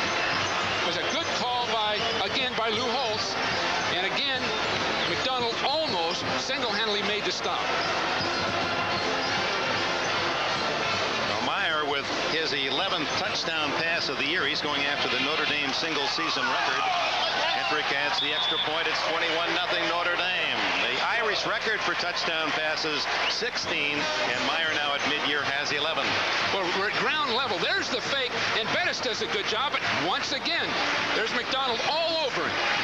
And it took a beautiful job by Meyer to hold that off. Here's a route slipping across the field behind linebackers, and in this particular case, the defender just can't stay up with Irv Smith. Well, McDonald has been pressuring Meyer all day. Look at this, all over him. All over him, and right down the middle line. Timeout, 9:39 remaining in the 3rd. Irv Smith the tight end. With that spectacular touchdown run against Indiana in the season opener. Picks up a 2-yard reception and 6 more points. And we have a moment to congratulate our NBC colleague and one of the great athletes of all time, Chris Everett. A moment of glory for her today as she introduces to the new world her first son, 8 pounds, 6 ounces, Alexander James. Good backhand, I'll bet you. Alexander James. So to the Mills family, congratulations from all of us at NBC.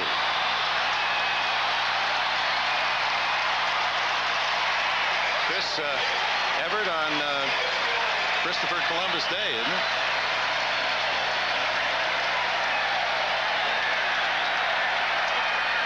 Chris's father, and boy, no one's going to be prouder than Jimmy, the father, a Notre Dame graduate and a tennis star here.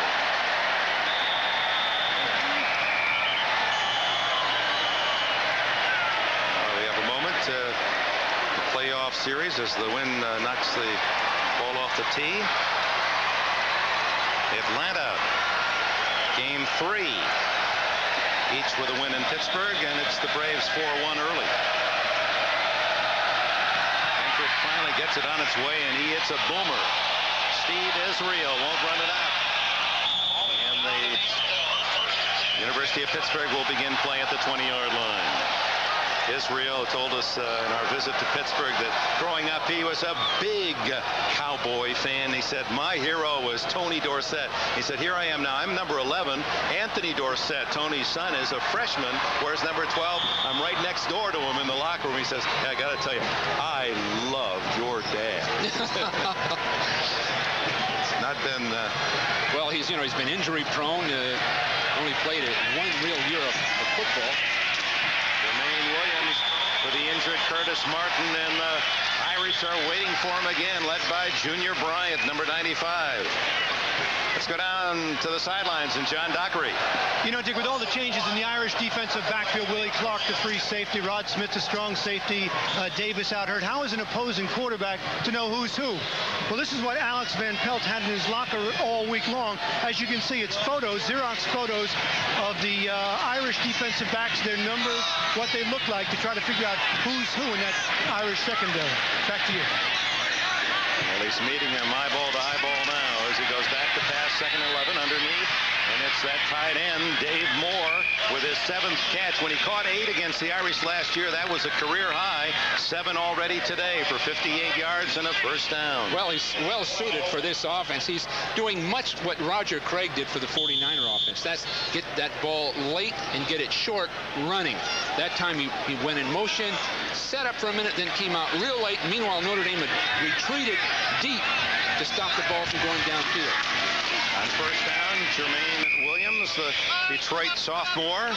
This is so critical. I can't say that Pitt is going to win this game, but it is important to them now to play good, solid football and not lose momentum as this game progresses, because the season's simply half over. They can still be a bowl team, but not to lose momentum, not to lose it and then go into the next game flat. That's where they can get in trouble.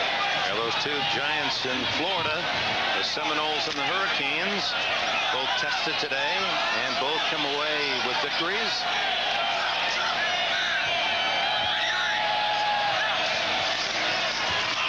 And Pelt in the air, incomplete.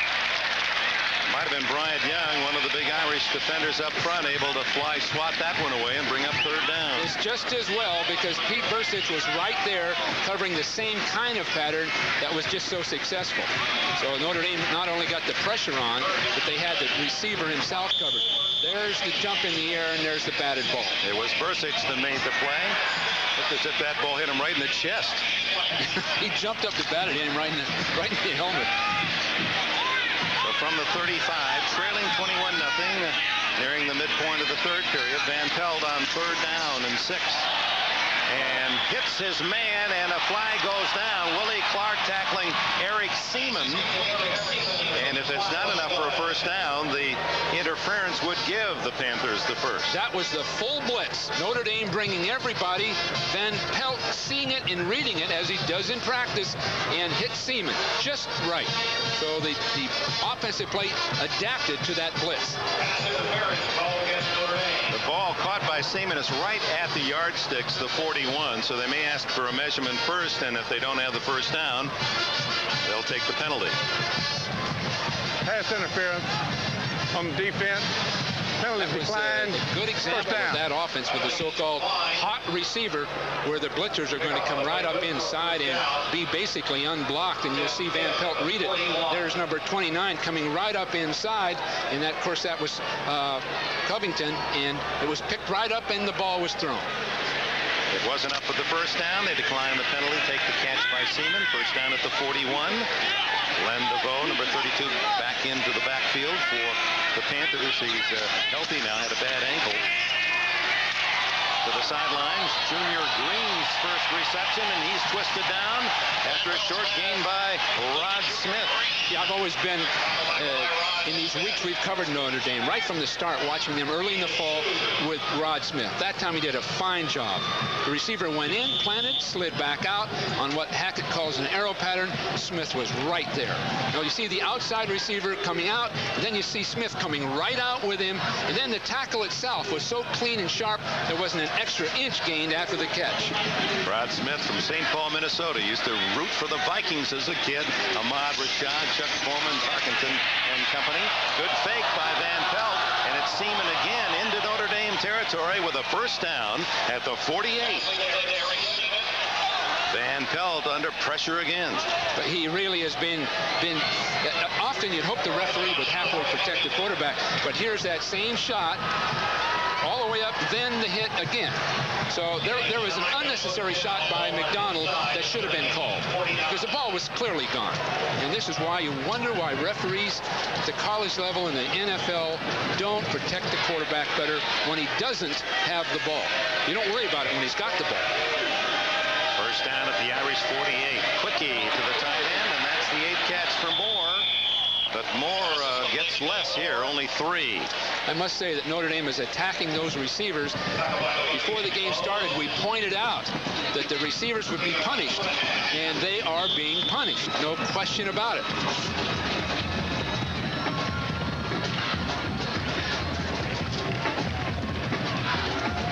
Bursich comes out. Justin Goheen from the Pittsburgh area is in. In fact, Pittsburgh recruited him heavily, hoping he'd stay at home. Play action didn't fool Jones, and Van Pelt just dumped that one. They just can't keep going to that same play. Hackett is one of the brightest coaches in football, one of the best offensive minds in recent years that the game's seen. But he's really desperate in this sense. He's trying things, hoping that Van Pelt can make the play. And look, there's the pressure from Jones is there before Van Pelt can throw the ball.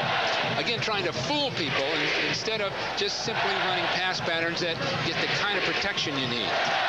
6:10 left in the third period. Paul Hackett's Panthers trailing the Irish 21-0. Ball at the 46 of Notre Dame. And Williams and Eric Jones again not fooled as the junior from Portage, Indiana. Indiana Jones makes the play. He just slanted from the outside and got to the trap play before the ball carrier could do anything.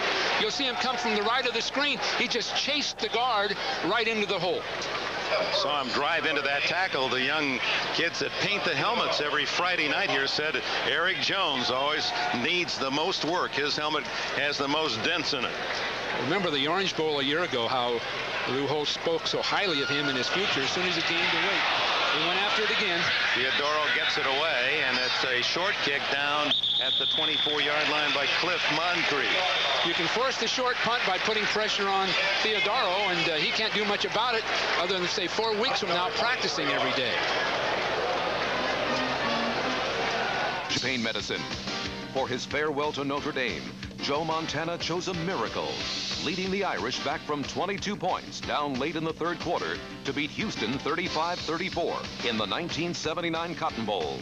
Not the flu, an icy field, or frigid temperatures could stop Montana's magic in what has been called the most miraculous comeback ever by the Irish.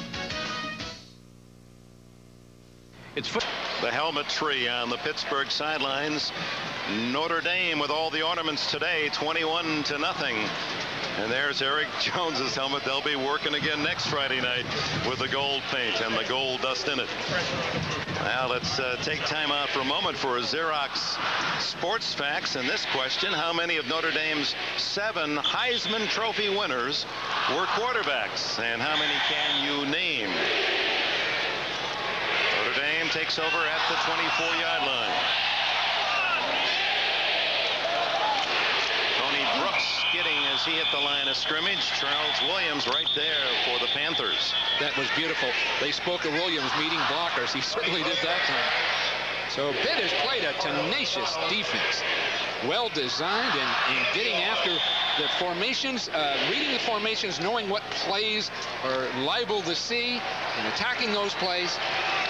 And Bill, the score really is misleading. 21-0. You'd think that the defense has not played well, but they've been tough. A couple of special teams errors really setting up 2 of the Irish scores, and then they started from the 50. Meyer downfield, almost, and it is intercepted by Israel.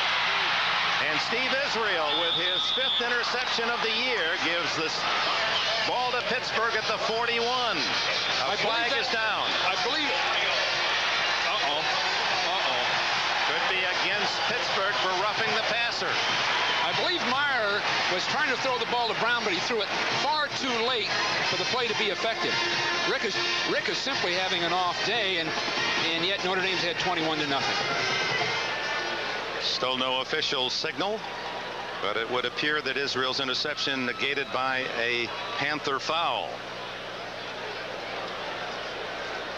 This is when you're just looking for some way. Hackett is simply some way to sort of protect what they've done, the 5-0 record. Personal foul, roughing the passer against the defense. That's first down. So instead of Pittsburgh's ball, a first down for the Irish at their 39. Let's see what happens. Meyer throws. Oh, gee. Now that is, and then the hands go up. Who are we kidding? Keith Hamilton. Who are we kidding? The officials have been letting that go and finally called one. Quarterback has thrown the ball. Clearly, the throwing motion is over and guys hit. Rodney Culver, a gain of about 5 to the 44-yard line. Williams and Wheely, the tacklers. Again, Aaron Taylor, Lindsey Knapp pulling from the tackle spot, leading that play.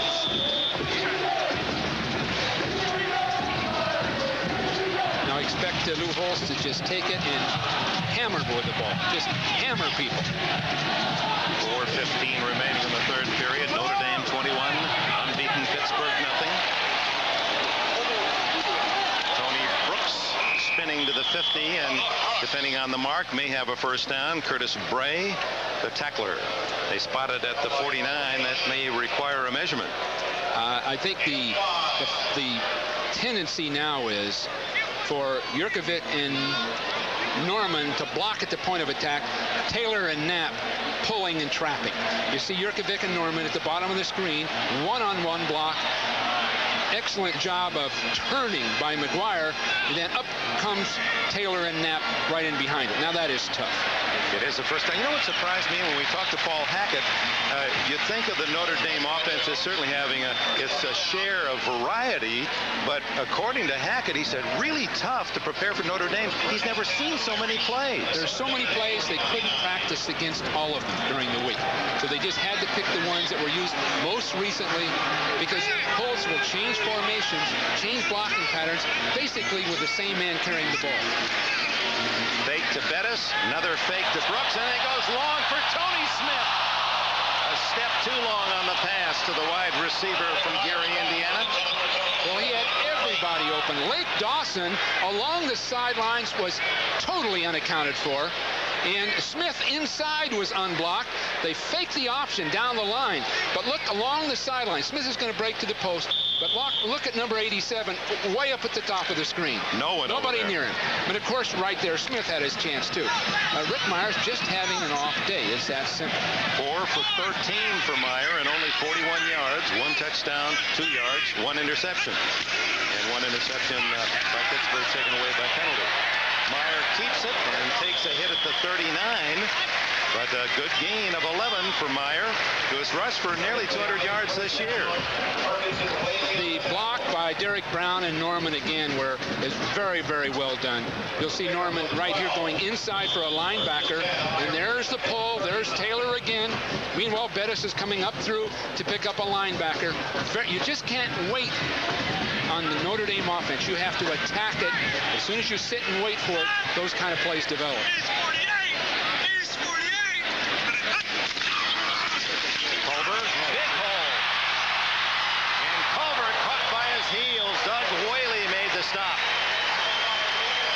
Well, they're just taking it to him.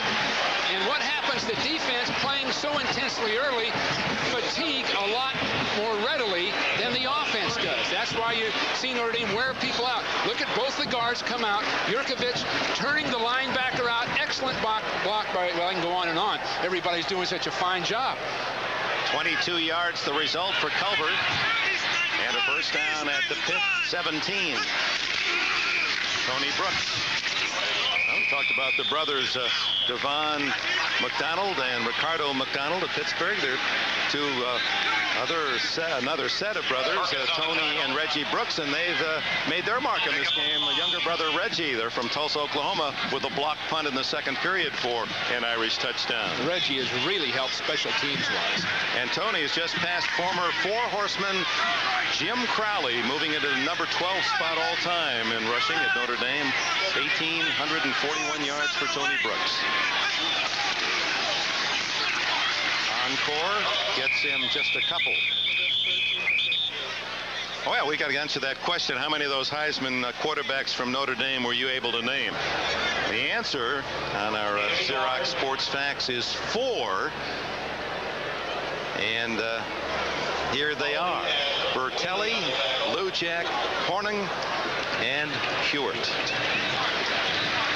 Of course, part of the great tradition of Notre Dame football, the litany of talk about players. Lujack playing both ways and playing both ways as an All-American in 2 positions. Third down and 3. Give it to Bettis.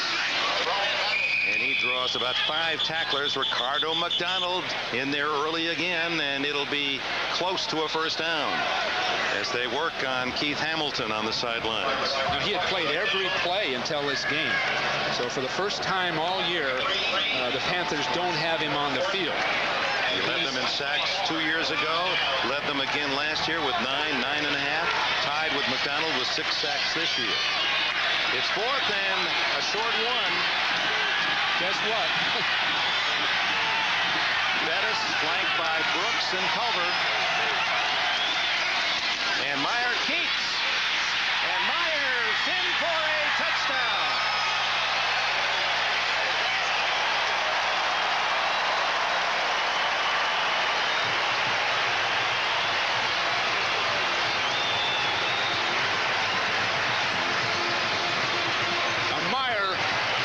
Having an off day throwing, but running. What great instincts at that point. He had a chance to cut inside or nod inside and break outside. He nodded in and then made it a foot race. Look, and nod in, now out he goes. Outside he goes and does it just a great job on Whaley, a fine defensive back. He just outmaneuvered him. Extra point by Hendrick, and Rick Meyer, that's his 7th touchdown rushing this year. He's thrown 11 touchdown passes for what, coming into this game, is the highest scoring Notre Dame team ever. Disappointed Pittsburgh defense that has played well, but yet the results on the board: Irish 28, Panthers nothing, with less than a minute remaining in the 3rd period. Talked about the highest scoring Notre Dame team ever in modern day Irish football. There, the 49 team, that was Emil Sitko and Martin and Hart in 66. It was Hanratty and Page and Kuchenberg and Blyer and Eddy, and then 68 Hanratty again. Theismann was his backup, Seymour, George Coons, and they're scoring at a almost 40-point pace this year. The exception 1912 when they only played 7 games and averaged more. Hentrick to Israel. Steve Israel has a hole and is out to the 30-yard line. There's big Jerome Bettis. Oh, only a sophomore. Does he make the Notre Dame future bright? A company can learn a lot in a... Notre Dame, we incorrectly identified Jerome Bettis was number 5. Of course, in the foreground there, Rodney Culver is Detroit backfield. Now, there's 6. Jerome. Culver will be gone, but the future with Bettis, indeed, imposing the way he punishes opposing lines and tacklers. Now it's Van Pelt into the flat. Jermaine Williams. And Williams breaking some tackles is all the way to the 45. Make it the 44-yard line and a first down. Well, they've been able to get away with that a couple of times. Just hitting that outside guy running on that wide flare. And then Hackett teaches him to just go for the sideline and sprint. Get everything he can before people get there. 41 seconds left in the third period. Notre Dame trying to run their record to 5-1 with a 28-0 lead. Van Pelt from West Virginia, then the last 2 years in San Antonio, Texas, gives to Williams, and Williams inside the 50 at the Notre Dame 48-yard line, a gain of 7. Jermaine Holden, freshman from Anderson, South Carolina, the tackler. Notre Dame has, in this game, showing a slightly different front, reminiscent of the Ray defenses that they ran in the 60s with their national championship. Both defensive tackles on an angle facing in, and we'll get a shot of that as we go along, and both linebackers inside of them. Down to the final seconds as Williams vaults to a first down. And as soon as they get the sticks in place, they'll wind it up, and that'll be the final play of the third period. The Irish power moving them into a commanding lead, 28-0 after 3. And we'll return to Notre Dame after these messages from your local station. Professor Anita Hill made against him. He also categorically denies that he ever asked her out on a date of any kind. This afternoon, Republican Senator Arlen Specter of Pennsylvania accused Anita Hill of flat-out perjury in some of her testimony yesterday morning. Clark moved to safety a game ago. It just picked off an Alex Van Pelt desperation pass. Van Pelt under pressure, lofts it high, and Clark was waiting for it. You can see the ball, the trajectory, and the spiral. It wasn't there because Van Pelt was having somebody come right down on the middle in a blitz. All he could do was fall back and throw the ball up, hoping something good happened. And, of course, it didn't. There was a flag on the play, on the run back, and perhaps a foul against the Irish. Illegal block against Notre Dame after the interception and during the run back. It'll be 1st and 10 after a 15-yard penalty. Willie Clark's first Notre Dame interception, and the word from Lou Holtz and the plan, if you can plan that far ahead, is that Clark will return to offense next year and probably will be going into spring, will be the #1 tailback. Well, it just demonstrates his athletic ability to be able to play offense or defense in this day and age. The give is to Tony Brooks, who fumbles and recovers his own fumble at the 28-yard line. Good hit by Tom Barnes. With Brooks and Culver, 2 seniors playing at tailback, it could be Clark next year. Well, Pitt's now playing for self-respect. It's that simple. There's their chance to at least make a mark in the game, and they didn't see the ball on the ground. Here to be a sophomore Mike Kelly, 65, who might have reached in. Man with a Notre Dame name, the Irishman Mike Kelly, stripping it from Brooks. 2nd and 10. Meyer wide open is Smith, and then Lex Perkins comes over to steal it. Good play by Perkins, a junior from Highland, California, at San Gorgonio High School up near Palm Springs. What a job going for the ball in the air. He just jumped higher to get it. He was rotating from the safety position in what they call a two-deep defense, and he arrives before the ball's there. Again, Rick Meyer throwing the ball late. The ball was in the air late. Perkins' first interception as a Panther, Alexius Perkins. Played at San Bernardino Junior College before transferring to the University of Pittsburgh. Call home and tell them that they got the first one. This is the split six defense that was made popular in the 60s, and Notre Dame's used it all day. Van Pelt to the sidelines, incomplete. John Ray, who became famous in his own right as the defensive coordinator for Eric Persigian, implemented a split six defense in which both linebackers would play inside over the guards or then move out, and both the defensive tackles would angle slightly in. And we've seen that last week against Stanford and again today. Let's take a look at it here. As on 2nd and 10, that was Bill Davis who dropped that last pass, but Van Pelt has moved behind Dan Marino, number 2 all-time in yardage for the Panthers. Good burst by Jermaine Williams as he shoots up the middle for about 8, maybe 9. No question Notre Dame was looking for the pass that time. They came back in with 3 men to rush, and they got crossed up a little bit. Michigan about to defeat interstate rival Michigan State and Oklahoma in the battle down in the Southwest against Texas. 3rd and short. Williams able to stumble forward to the 49 and a first down. Well, they're tight. That those defensive tackles are coming up the field so hard. Young and Bryant. Look at those other scores. Colorado big at halftime against the Tigers of Missouri.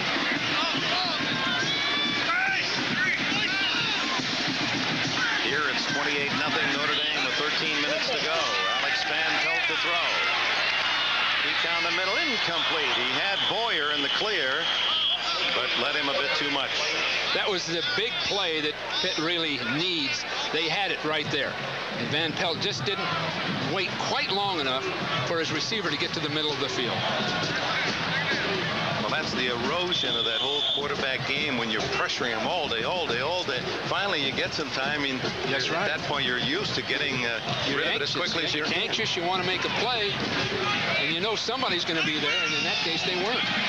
Van Pelt, who wanted 35 completions today, that was his goal, has 19. There's number 20 on a crossing pattern. Eric Seaman breaking tackles. Does he have the speed? No. Yes, he does. Touchdown. Breaking the final try by Justin Goheen. Notre Dame decided to blitz. And again, Van Pelt read the blitz and hit his hot receiver, as you call it, a crossing tight end. Seaman's 3rd touchdown of the year. Now, there'll be people showing up. Again, Covington coming right down his throat, but then he's able to get the ball to Seaman, and Seaman, it's a foot race of sorts. The senior from Glen Mills, Pennsylvania. His father was a place kicker letterman for the Panthers back in the late 50s. It's 28-7 as Seaman, who had played through his career in Pittsburgh without a touchdown catch, gets 3 this year in his final season. Now you'll see a blitz coming from right here, right up inside. And you'll see people coming from both sides, and the hot receivers are there, and they get the ball to them. Oh, and score another one for the telestrator. That does something. That'll frustrate the Achilles tendon of the football analyst. A reminder, it's Notre Dame football here on NBC, and we'll have Southern California's Trojans here 2 weeks from today. As Pittsburgh denying a Notre Dame shutout, it's 28-7. Sylvester. And he kicks it into the end zone and out of the end zone for the touchback at the 20-yard line. John Dockery. Dick, I'm way up here, way on the other side of the field, about 10 rows from the top with the McDonald family, with Michael and Gloria and Monique and little Chris. And Gloria, you were quoted as saying that you were pulling for Pitt today. Yes, I was. Why was that? Well, for 3 years, Notre Dame have been winning, so I think Pitt deserve a chance for Ricardo's sake. It's not going to happen, though. Today, Michael, as they were growing up, the twins, who was a better athlete? Ricardo was a better athlete because he played defense throughout his high school years, and it wasn't a transition for him. Ricardo had to transition from playing running back to defensive back when he came to college. Well, they're both playing very well today, and you must be very proud of them. Yes, I am proud. I've been hearing Ricardo name calling all the time, so I am really proud. Yeah, and I see your daughter down there, Monique. Are you an athlete, Monique? No, man. You leave that to the boys. Thank you all. Congratulations. Bye now. Back to you, Dick. All right, the McDonalds who came out from Kingston, Jamaica when their twins were 12 years old. And Ricardo right on cue, making another tackle as his parents watch him today here in Notre Dame. 2nd and 7, and breaking through a hole, Jerome Bettis to the 34. Williams drags him down, but Bettis chewing up some more yardage and now has 65 on the afternoon on 14 carries. Gene McGuire, the center, and Jurkovic again. You'll see 74 pulling out right in front of us. There's the trap. Beautiful job at trapping. Sean Gilbert, and Sean is a big guy to trap. I like the trapping game that Notre Dame's sort of emphasized in the last few weeks. Early in the year, we didn't see much of it, but with those two guards, they can get it done. Aaron Taylor, the sophomore left guard, number 75, and senior Mirko Jurkovic, number 74, the right guard. Flags down. Stops the clock with 11:43 left here in the 4th. Alex Van Pelt hoping he can get another chance after connecting on a 51-yard touchdown pass to tight end Eric Seaman. Foul. Illegal procedure. The offense lined up in the neutral zone. Still first down. There's brother Devon McDonald. They both have suffered the pain of the death of their 19-year-old brother, who there's 2 sets of twins in the family. You just met Monique with John Dockery. It was Monique's twin, Maurice, age 19, who was shot and killed this spring. Patterson, New Jersey. And the 2 twin brothers talk almost every day, not only about football, but consoling themselves at the loss of their brother.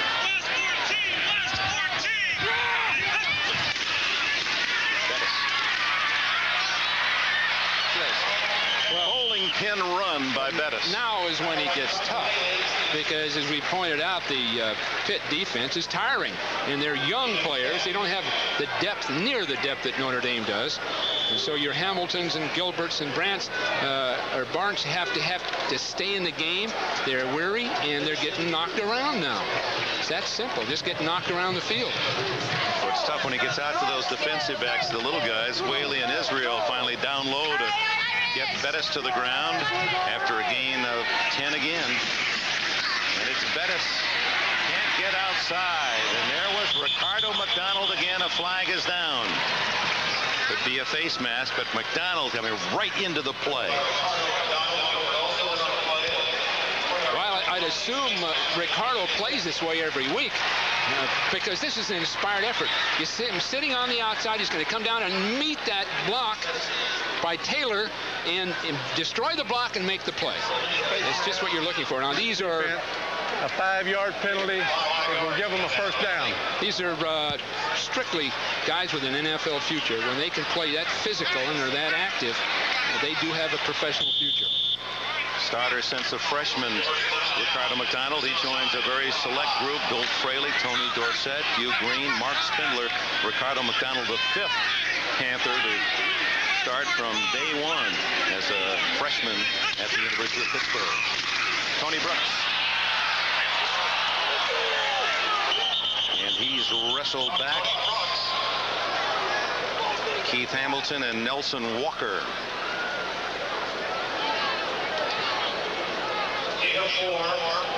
The Pitt team is still playing with whatever intensity they've got left.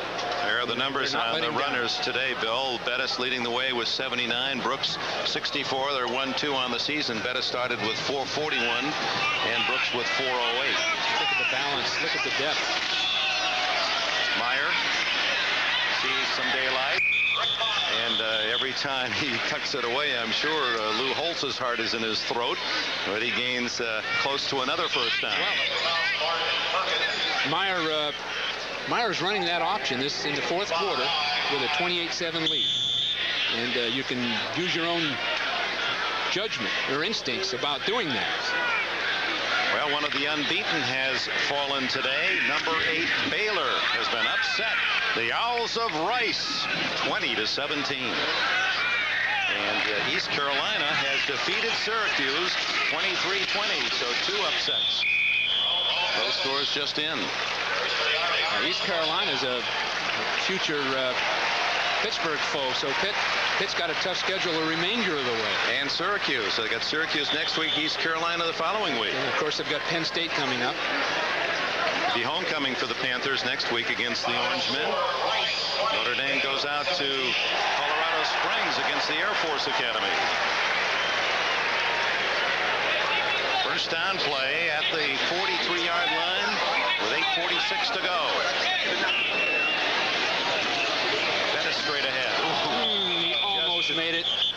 Almost at full stride. Tripped up at the 39 by Barnt and Gilbert. One of the things you note about Bettis, well, all the Notre Dame running backs, is their stamina. This guy has gone and gone and gone. He's been a blocker. He's a ball carrier, but just great stamina. And everyone likes him. You notice that you talk to the players, the coaches, and they all just glow when they praise the attitude of Bettis, that he's really a wonderful team guy, not taking himself too seriously. Meyer looking for something big. Tony Smith. Coverage from Tinker Harris. And the fans didn't like the bump and shove downfield. Well, it was going to be there. Meyer did a fine job of faking and then coming out of there, but the collision downfield is what broke the play down. It was almost incidental collision. It wasn't really related to playing the ball.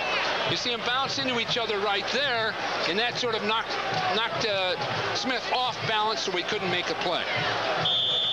You know, 20 years ago, that would have been a pass interference. 10 years ago, it's funny how they interpret the rules now. Meyer really an off day. 4 for 15, only 41 yards, 2 interceptions, and a third that was taken away from Pittsburgh because of a penalty. Bettis ripping into the secondary. Jerome Bettis, touchdown.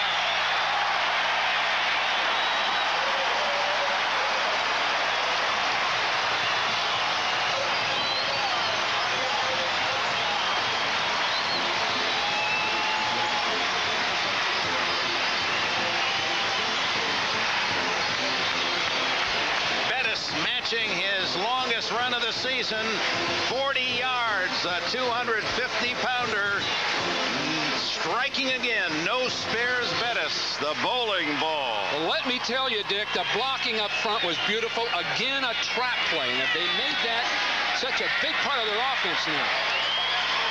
A beautiful job of blocking up front. All he had to do really was break one tackle, a part of one tackle. Now you'll see the trap play inside. Again, it was Taylor doing the trapping that time, and McGuire blocking back or checking back, and then away you go because it split wide open. Bettis didn't have to even change stride. Here at the line of scrimmage, McDonald 48. Falls back into it, and that's the end of the play. And McDonald had to come from the bad angle. He had to take Bettis from the side, and he couldn't get a hold of it. 125 yards for Jerome Bettis. Last 2 weeks, he's gained over 300 yards. On this grand October Saturday afternoon, play continues in the fourth quarter. Notre Dame leading 35-7.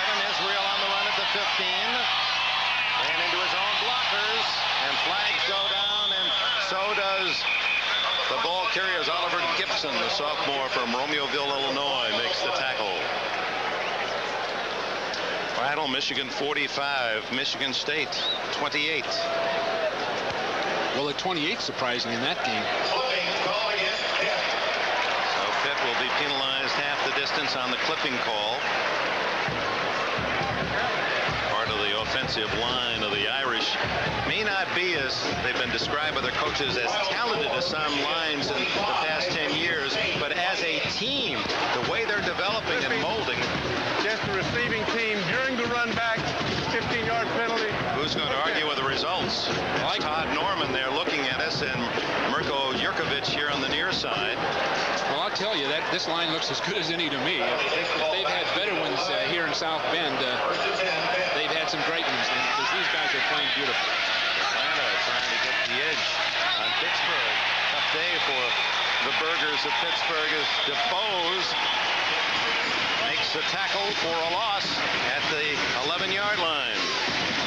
Demetrius DeBose, his mother made him sit down by the TV set when he was 5 years old. He said he remembers that. Watch this right now. It wasn't cartoons. Football. You watch football. That's what you're going to be as they are up there in Seattle, Washington, and her prophecy has been fulfilled. DeBose. There's that split six defense.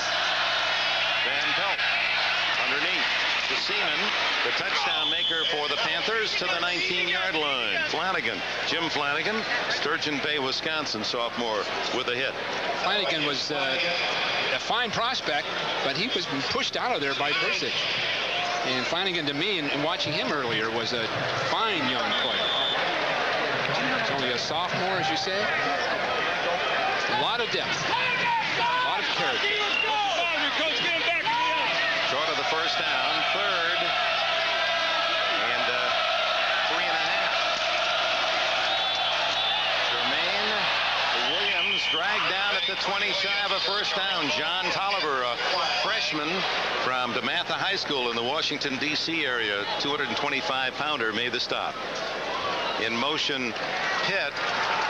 Well, you'd have to assume they'll turn this penalty down and just force Theodoro to punt again. There's Tolliver at 225 pounds playing in the defensive line. They feel as he matures, he's going to be a star. Motion against the offense. Penalty declined. It'll be fourth down. Tolliver and Eric Seaman, the tight end for Pittsburgh, when they get down the line, can talk about lacrosse. They both lettered 4 years in the sport of lacrosse in high school. Here comes Leon Theodoro. His punt blocked in the second period. A key to this game as Reggie Brooks blocked it and fell on it in the end zone for an Irish touchdown. Jeff Burris back for the Irish. 35-7 the score. Deep in your own end, you don't fake it. A line drive. Burris. And he is hit immediately by number 42, Vernon Lewis. A Houston junior for the Panthers. Timeout, 6:23 left. With the 6:23 left in the game, Paul Fela, who is from the Pittsburgh area. In fact, they felt that he would go baseball to the University of Pittsburgh, so we're a bit surprised that he elected to take a football scholarship, came here to Notre Dame. Fela, a brilliant shortstop in high school. And he gets just that, a short stop from Ricardo McDonald. Well, Paul came out to run, no question about it. He wasn't thinking pass, he was thinking run, and he took his punishment. The question, as soon as we talk about Rick Meyer and leaving Notre Dame to play football next year in the NFL, Paul Fela comes up, and Lou believes he's the kind of prospect or player Rick is, he will be. And, he thrives on football, baseball secondary at this time. So here's the future of Notre Dame. At some point, Paul Fela. Ryan Mahalko and Reggie Brooks behind him, and Brooks is met rudely by Nelson Walker and Charles Williams. Fela, his interest not only in what's happening today on the field here at Notre Dame, but what's going on down in Atlanta, because his father is the team physician for the Pittsburgh Pirates. And because of the association with baseball in the family, many felt he would sign a very lucrative baseball contract. It was high in 6 figures, we understand. Kansas City Royals wanted him as their shortstop of the future, but elected to come here with the promise that Notre Dame would allow him to play football and baseball, as is the case with most of the Irish freshmen. They are true freshmen. Fail at the controls. 3rd down and 11. His first pass today. Nope. With a flag down, delivers to Reggie Brooks, incomplete. Now Dick, he's 6'3". Now is that typical size of a shortstop? That's pretty tall. Pretty tall. I mean, there've been some tall ones, but usually, 6'1" for that shortstop. But you can see he's that long, lean, sinewy build. Yeah, he's very quick on his feet, and he's going to fill out just like Rick Meyer did. A year ago, Rick was, in fact, Rick's much thinner now, or leaner than he was a year ago, but he's physically so much stronger. On the offense, penalty decline, will be 4th down. And Thaler will be at 185 now. Let's just assume he'll be a 205-pound junior or senior, right in that area. And there's the future. We're not saying at all that Rick Meyer won't be next year. That's maybe even extreme speculation that he wouldn't return. He said he's planning to be here. Hentrick hits up Boomer. Israel lets it go. And what a kick for the Irish. They finally down it at the 10. 50 yards. Bettis was downfield to down the ball. Hey, Jerome, what else can you do? Timeout. Well, the man who says he still dreams of playing linebacker, Jerome Bettis, with another big day this sophomore. And when you look ahead to next year, Jerome Bettis will be on some All-America potential lists. The way he is developed here at Notre Dame, seemingly unstoppable at times. You know, that role he's playing is a little different than they anticipated. They expected just purely blocking on him. Van Pelt just a little wide as he had to throw around the pass rush. Eric Seaman, the intended receiver. Well, let's take a look at it. For those of you joining us late, here's how this game has progressed. No scoring in the first quarter. Then Jerome Bettis, a 1-yard plunge after Notre Dame recovered an Israel fumble in Pittsburgh territory. Reggie Brooks blocking a punt of Theodoro, 14-0. Then in the second half, Myra to Irv Smith, 2 yards, culminating a drive of 50 yards. Then Myra himself goes 8 yards for a score to make it 28-0 before Van Pelt. Eric Seaman, the Pittsburgh touchdown. Oh, LaShane Sadler, the sophomore from Waterloo, Iowa, close to 6. Intended for Dave Moore. Sadler just plays a good zone defense. He sees that ball in the air. Now, Van Pelt is not at his best in this half. He really has failed to perform very well. That apparently he's not moving his feet and getting in position to throw, but that ball wobbled out there. And the final score after Van Pelt hit Eric Seaman, 51 yards. Jerome Bettis, a 40-yard blast. And that's where we are, 35-7 with 4.5 minutes to go. Thanks to John Gonzalez, our director, David Michaels, our producer today. Pass to Glenn DeVoe, his first catch today. He had 8 coming in. DeVoe, senior from Cocoa, Florida. And that's not going to be enough. Oh, man, he had a bad ankle this week, and it was mended and finally felt better. And on that tackle, he comes up gimpy. So believe me, some rebuilding, weekly rebuilding for Pitt going into the next game, because they just haven't executed offensively at all as they had anticipated. Yeah, we came here expecting a lot of offensive fireworks and somewhat skeptical about the defense, and the defense certainly has proven itself, despite the 35 points. Dick, I thought it would be like 42-28, much like the Stanford game. Pittsburgh with 22 pass completions. Notre Dame 4 today. Back in punt formation again is Theodoro. They're not going to try to block it.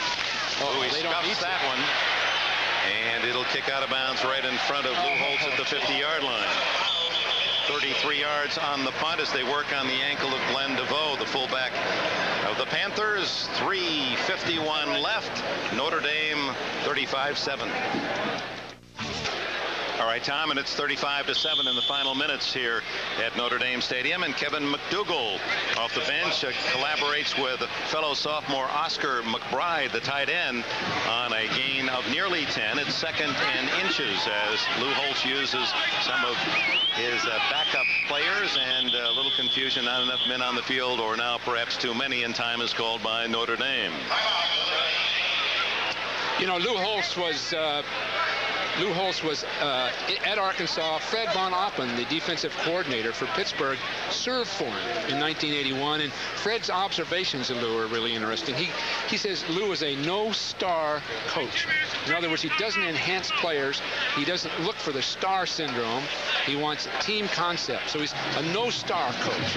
And he's a detailed coach, and he's into everything related to the preparation of a game. He told us he sleeps about 4 or 5 hours a night. He falls asleep while watching film, but say at 10:30, he said, I'll usually wake up at 12:30, stay up 12:30 to 3:30, go get another couple hours before 6 o'clock mass. And he says, then in the off season, I really feel comfortable. I'll sleep 5 or 6 hours. 6 hours. But I'm amazed at how much he knew about Pittsburgh's personnel. As often head coaches just don't have time to look at it that closely. Reggie Brooks into the secondary. Oh, straight arm, spins. Ooh, finally right into our platform for our television camera. Everyone okay, and a gain of 17 for Brooks. Brooks is built low to the ground, too, and he's strong. And right at the end of the game, it's so tough to bring down these guys because they're built so low to the ground. Now watch him bounce off and then just use whatever speed he has. 2 people lower their heads. I'm sure that the Fred Von Oppen of the world don't like to see that kind of tackling. You got to keep your head up and get down underneath people. Gain of 17 for Reggie, who's 5'8" and 200 pounds, a junior. This is Ryan Mahalko from Pelham, New Hampshire, javelin thrower on the Notre Dame track team, and one of their 1992 captains as you look at the Pittsburgh sidelines. Now the guys that are playing are often the guys that typically cover kickoffs and punts and do the special teams work. Finally, they get a chance to play on the field, and Holtz is really sensitive to that. He wants them in the game, if at all possible, at some point, playing from scrimmage.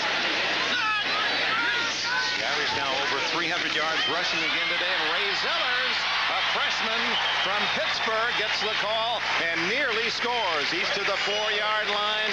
First and goal, Irish. Gerald Simpson, a backup defender, the tackler for Pittsburgh. One of the real advantages of having that great depth in personnel that Notre Dame's been able to acquire year in and year out. Because Pittsburgh could use a lot of these guys that are playing for Notre Dame right now, these backup players. So much depth. Rick Lozano is now in at tailback. And time is called, and I believe that leaves Notre Dame with just 1. Lou Holtz out on the field. Typically, at the end of the game, we find Lou out on the field, especially if they're way ahead. Now it's time to really start coaching. He's already coaching for next week, isn't he? Reminder, tomorrow, NBC with a doubleheader. And he's having some fun, too, with his kids. 12:30 for NFL Live. Join the group for all the pregame reports and news. And then Cleveland, Washington, the key game early. Cincinnati, Dallas. Some of you will see Indianapolis and Buffalo. And then the late game, 2 outstanding games there. Miami, Kansas City, and Houston against the Jets, and San Diego, fresh from their win over the Raiders, will go right back north again to Anaheim Stadium to take on the Rams. Look at the colors of that picture. Look at that. Now, how will it be in 2 weeks, Dick? Will we see the same thing? I think there'll be a little bit left, but this is the prime time. For those of us who live in California, we don't quite get to experience this. A treat to be here on this weekend. This just Chamber of Commerce football day and weather. First and goal, McDougal, the quarterback, keeps it and scores. His first touchdown at Notre Dame.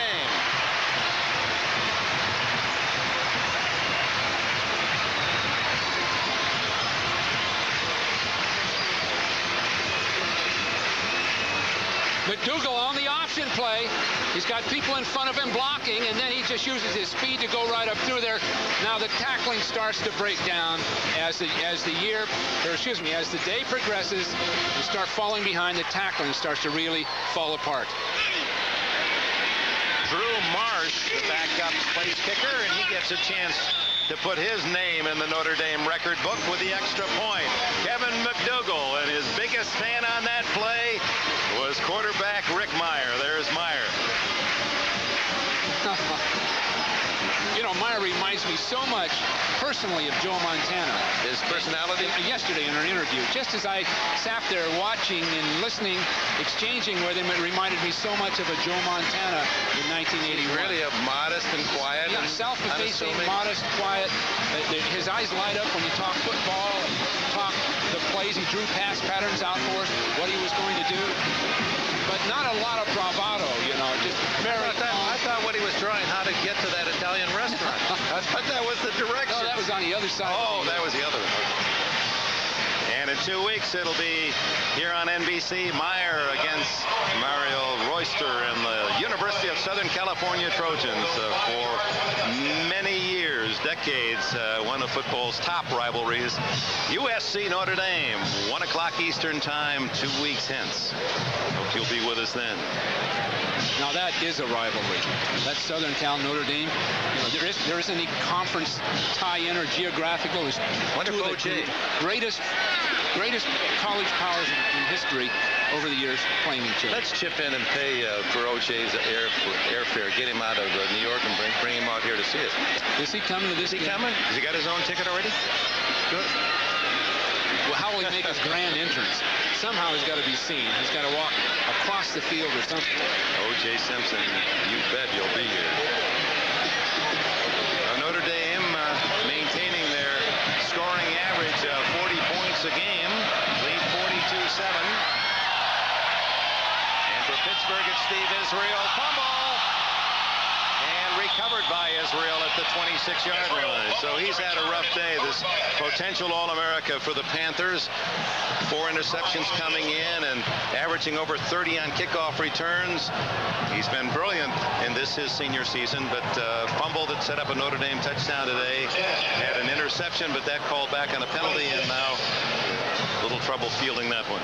But he is one of the fine defenders in the country. Ken Ferguson, the freshman from Arlington, Texas, comes in at quarterback for the University of Pittsburgh. Heavily recruited by UCLA, Texas, Miami, Houston, Southern Cal.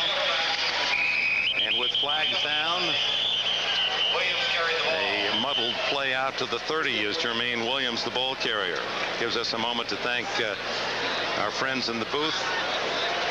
Elliot Cow, mon ami, on his way to Paris for next weekend's basketball in the McDonald's Classic that'll involve the LA Lakers. Bon voyage. And to Ron Wall of the University of Pittsburgh, Jim Daves, Notre Dame for their expert help. I just noticed the Central Michigan score. I didn't see that one. I had my head down.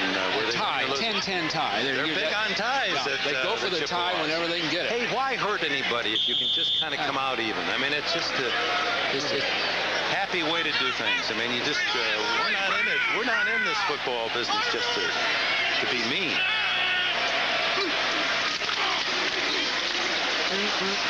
We give to Kevin Williams from Galveston, Texas, a sophomore, and Brian Hamilton of the Irish, the tackler. Time running out, and both sides using their youngsters. Jerome Bettis. Outside, defense, 1st and 10. You know, Bettis has a Magic Johnson personality. I mean, he's always happy, and he makes everyone around him happy by his very presence. Well, not everybody. Defensive players aren't real keen on being around him. In fact, his offensive line said, hey, the one deal I have with Bettis is we'll block for you, but if you run into us, don't run into us, our backsides. Lou Holt still barking to the final second. As Kevin Williams, another carry. What's up tonight? A big Saturday night of fun on NBC television. Along with the NBC News reports, you'll be able to enjoy. Might be nice to be able to smile and laugh after the news coming out of Washington. So serious. Golden Girls, the Torkelsons, Empty Nest Nurses, and Sisters. Night of comedy, Saturday evening. Hope you'll stay with us on NBC.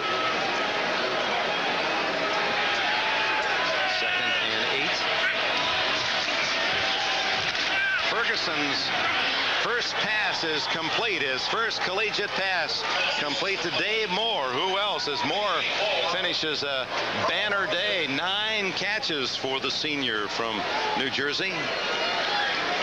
Well, it's going to have to catch about 9 every week, the way this offense has worked today. They just haven't gotten on track, and I don't think Van Pelt had his best day by far. He just seemed to lose his poise as the game went on. So Paul Hackett has his work cut out for him, because they can be a bowl team. Pittsburgh can be a bowl team. They're going to really have to recover from this shot.